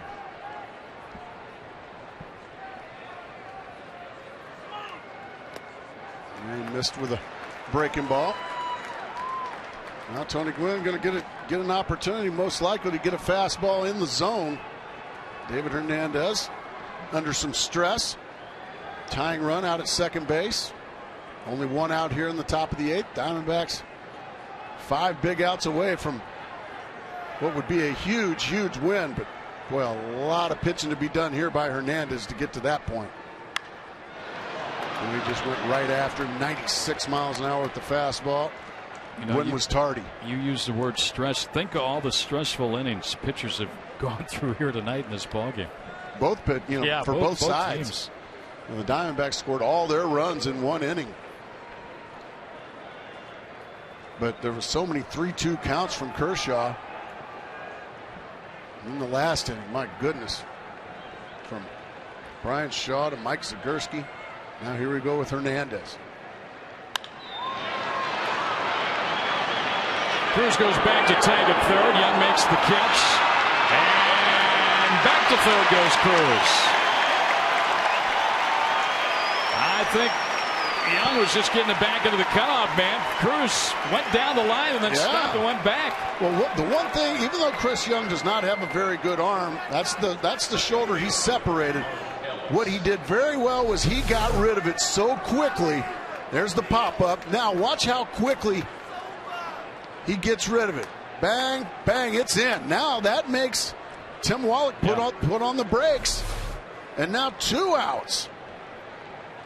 Nice job getting it in quickly by Chris Young. 2 big outs. Now Mark Ellis against David Hernandez, and strike 1. Broke one off on him. Well, isn't it amazing? Last time we watched David Hernandez, he had 0 breaking ball, Greg. 0. Got him in trouble when he hit Forsythe. Got him beat by the San Diego Padres. He's thrown some beauties here this evening. Well, what a fickle game this is. Yes, it is. Gas. That ain't no breaking ball. That's 97. He's pumped. He is pumped. Oh, you can tell. Yeah, he is.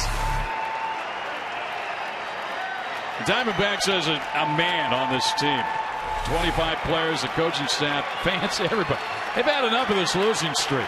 They want to end it here tonight. Hernandez trying to end the 8th inning. Fans are with him. Got him! Yeah. And boy, some emotion by Hernandez. A pump with a fist. He got out of it.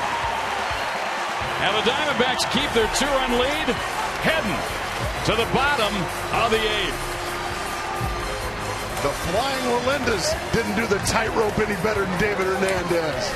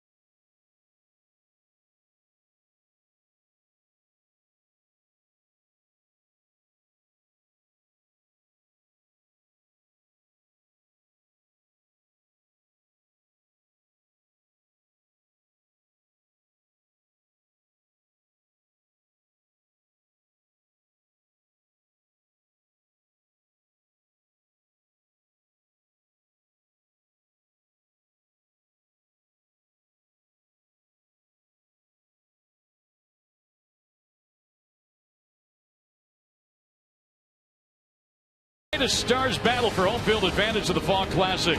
The road to the World Series begins with the 2012 MLB All-Star Game Tuesday at 4:30 p.m. Pacific on Fox. Greg and Gracie with you here at Chase Field. We go to the bottom of the 8th. Well, we've had a lot to get excited about here on both sides. I mean, you look at the Dodgers tonight, 11 hits. They have stranded 11 in this ball game. Well, David Hernandez, how pumped was he? You don't see that from that kid that often. He pumped the fist when he got the strikeout of Mark Ellis. And he stranded 2. Remember, it was a leadoff double and single, first and third, with nobody out against him. And now Sean Tallison, we're told the pronunciation is, although it's spelled with an O. Yeah, he's on the pitch. Tallison. I'll tell you what, we were talking about David Hernandez. His previous outing had 0 feel for his breaking ball. I don't know if I've ever seen him have a better curveball than he had tonight. Well, that one got Kubel. Yeah. And I think it got him. That may have hopped up and got him where men may need to turn their head. He's going to walk down to first. Now start a little jog. Jason knocked in another one tonight. He's got 9 RBIs now in July. He's an RBI machine. He's having such a great year. Yeah, Kubal's gonna have to take some time to catch his breath. Yes, it was a curveball and it bounced, but you need some time to catch your breath. Now, his voice would be a little high. Yes. I got him in the chest, we're told. Ooh, yeah, it sure did. Well, that'll hurt. That's better than the previous spot. Ow. Should get 2 bases on that. His toe and his chest. 2 bases. Here's Goldschmidt now. Want to know. Well, we know about Jason Kubel. He's tough. Paul Goldschmidt looking to add on here against Tallison. Paul's 0 for 3 tonight. And this time is called. A.J. Allen's going to run out and visit with his new pitcher. Tallison was recalled Tuesday when the Dodgers placed Todd Coffey on the DL. He was the Dodgers minor league pitcher of the year in 2011. And right now you can see too many walks in just 4 2/3 innings. And Elian Herrera, who pinch hit last inning, stayed in the ball game for Mark Ellis at second base. Goldschmidt sitting on a 2-0 counter. Diamondbacks would like another run or two. Ground ball down to third. Let's see if they can get 2 out at second and out at first, double play. Goldschmidt hits into an around the horn 5-4-3 double play. Started by Hairston. Hairston to Herrera.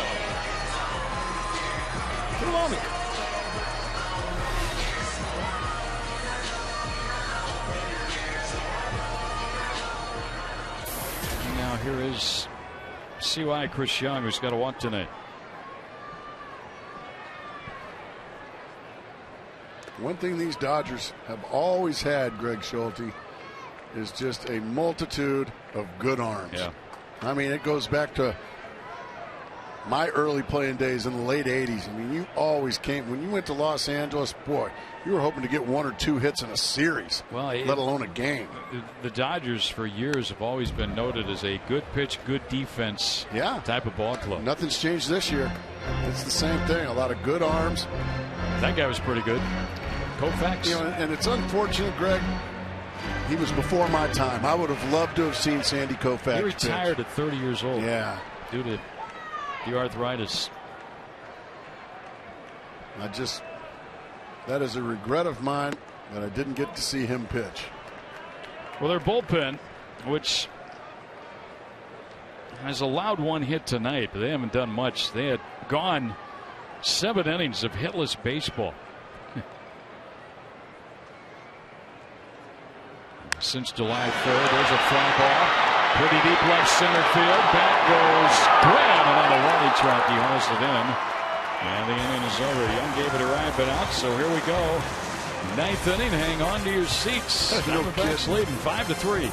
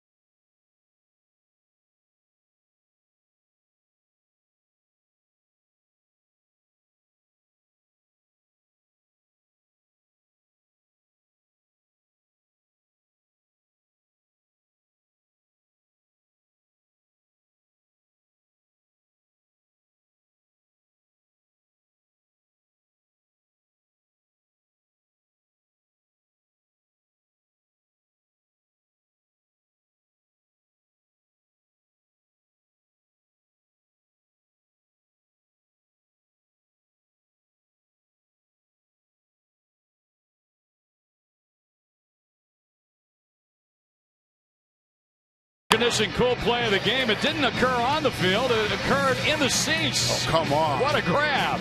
Oh, come on. How about that? Atta boy. Atta boy. That's a heck of a play. Nice job. Save that Dodger fan from harm. That was nice of him. Nice job. Heck of a kid. That's our Sam Roberts air conditioning. Cool play of the game right there. Let's hope JJ can mow him down here in the ninth. He'll be on trying to protect it. JJ puts. He follows Coleman, Shaw, Zagurski, and Hernandez to the hill. Leading off for Los Angeles, left fielder Bobby Abreu. He's got 3, 4, and 5 to go through in the order. Abreu, Rivera, and Hairston. Abreu's had a good night. He's got an RBI double and a base hit in 4 at-bats. 3, 4, and 5. It's never easy for a closer, is it, Greg? No, it is not. Diamondbacks trying to snap the 6-game losing streak. And get Josh Coleman a win here tonight. Starts him with a strike.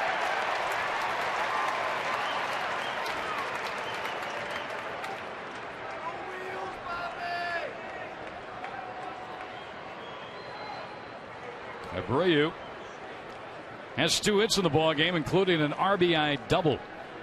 2 for 4. And a base hit to start the 9th inning. It's only fitting, isn't it, Greg? Yeah. It is only fitting.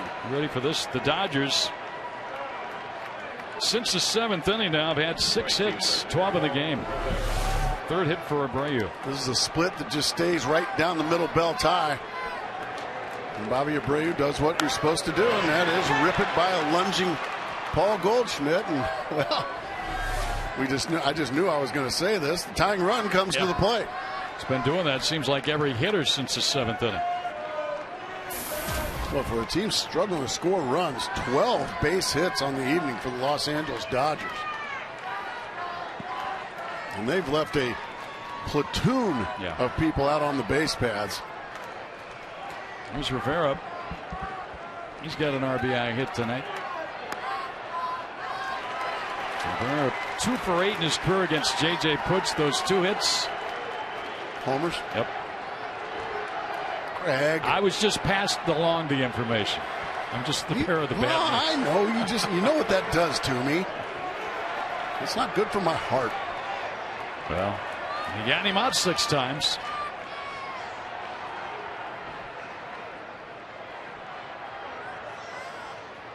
Wow. Oh, my goodness. That one was a little high. That was certainly one that I guess Rivera would be able to elevate if he could get to it. If I'm JJ, I'm going to have to throw another one up there if I could. I'm not even messing with the split.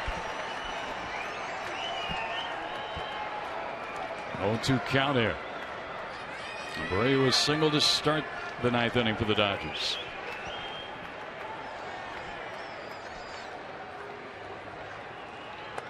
He tried to throw it again this time. He almost hit the screen with it. Yeah, a quick grab there by Henry Blanco. I mean the backstop screen. Henry's been a big key to this ball game tonight for the Diamondbacks.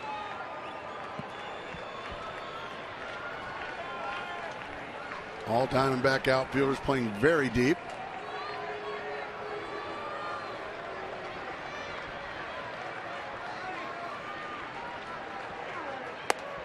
He keeps rolling it up there high, and Burner's laid off 2 now. Yeah, he's trying to get him to chase a high fastball. Those are just too high, even for Rivera to chase. And now Rivera's got the count even at 2 balls, 2 strikes.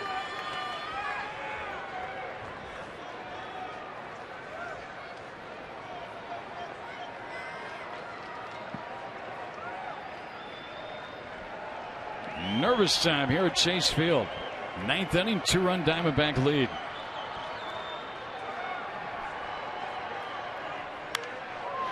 Got him to chase another high fastball. This time he was able to scrape it foul. Dodgers have had base runners all over the place since the 7th inning, but only 1 run. This ball rides up and in, and Rivera just kind of Just get off me, ball.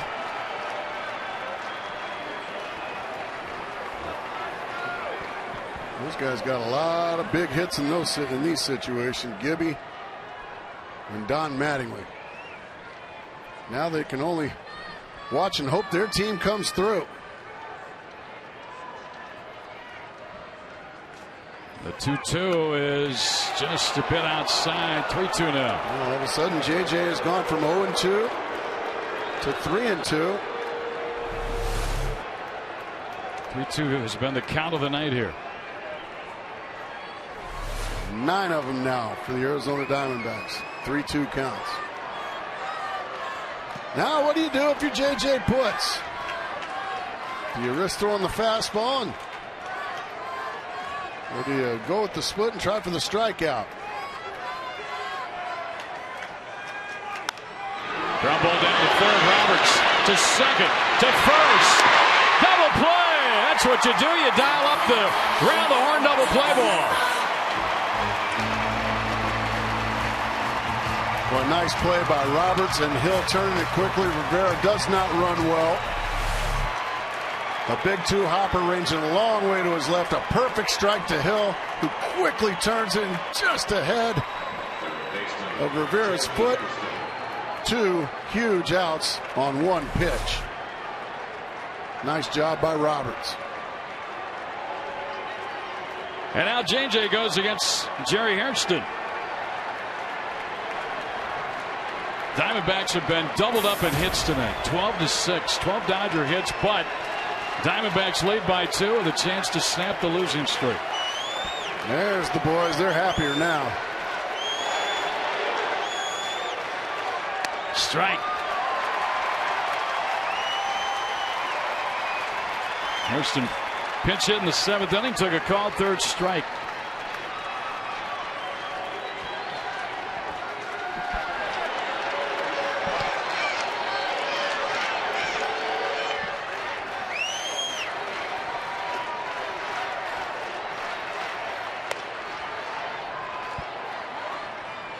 One and one.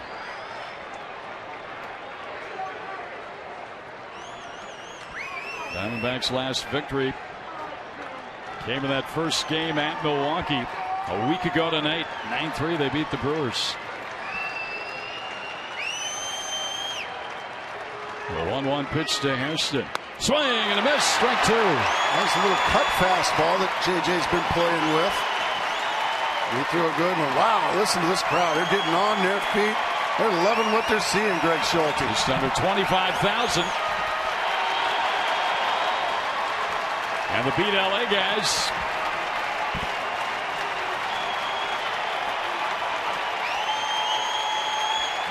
One and 2 on Jerry Hairston. Diamondbacks desperate for a win here on this homestand. JJ ready. Here it comes. Down low. How do you take that pitch? That's one of the best splits you'll ever see. Hairston was able to lay off of it. I think you just get locked up and you take it and hope. And it's a good thing he did, because nine batters out of 10 are going to swing and miss that pitch.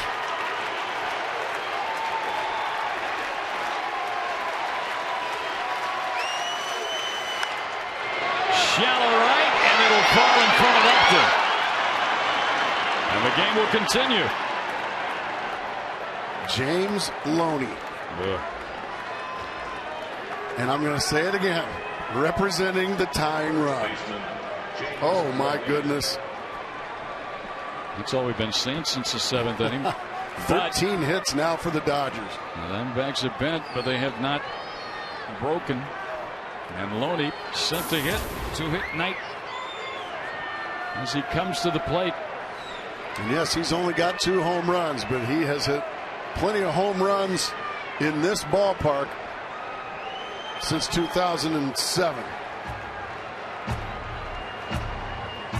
A long conversation at the hill between pitcher Putz and catcher Blanco. Here will go set up now. JJ will get ready to roll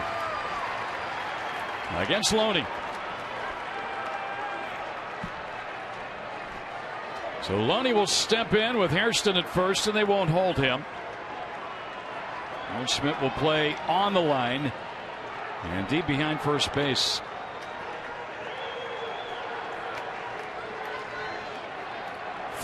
Dodger hits,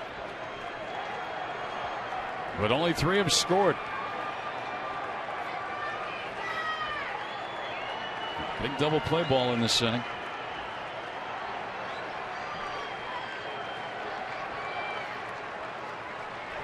Back to work we go. JJ Putz. Against Loney, the runner goes. He'll get the base. No, he won't. He'll have to go back. Foul, strike 1. He went right after him with a fastball out over. Loney took a mighty rip at it, but fouled it. I mean, this is no nonsense. Let's play baseball. Oh, baby. Be careful.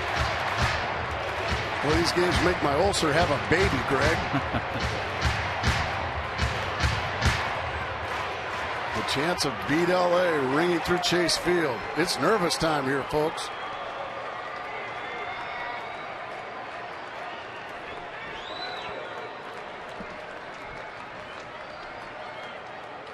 And again, Hairston runs. He gets the base uncontested. Catcher's indifference.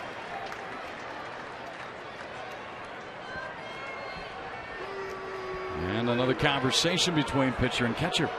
Well, they're probably going to go over the signs now that somebody's on second. They're going to have to go through a sequence of signs.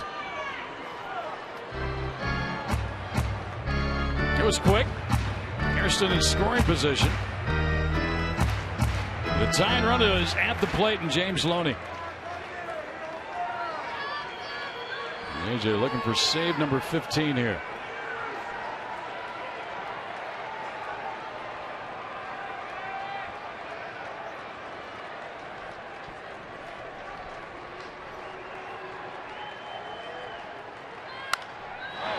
Now it's a 1-2 count. Quality fastball there. That one wasn't down the middle. That one was on the outside corner. Really nothing Loney's going to do with that but shank it foul like he did. This is where you want that fastball. Look at that thing shave the outside corner. That's where you want it. You can see Loney. Golly. I was hoping he'd make a mistake. And now one more time. Excuse me, Grayson. You're fine. I was just going to say one more time. The fans are on their feet with 2 strikes on a hitter and 2 outs in the 9th inning.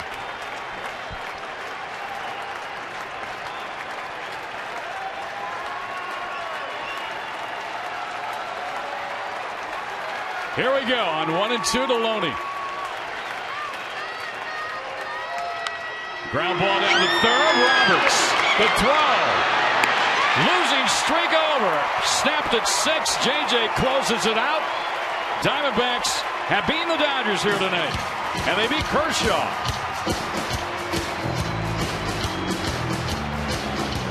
So the streak ends at 6. The National League West standings. Diamondbacks pick up a game, as do the Giants. Half-game lead for the Dodgers over the Giants. D-backs now 6 behind. And just like we promised early in the game, it's Miller time, brought to you by Miller Lite.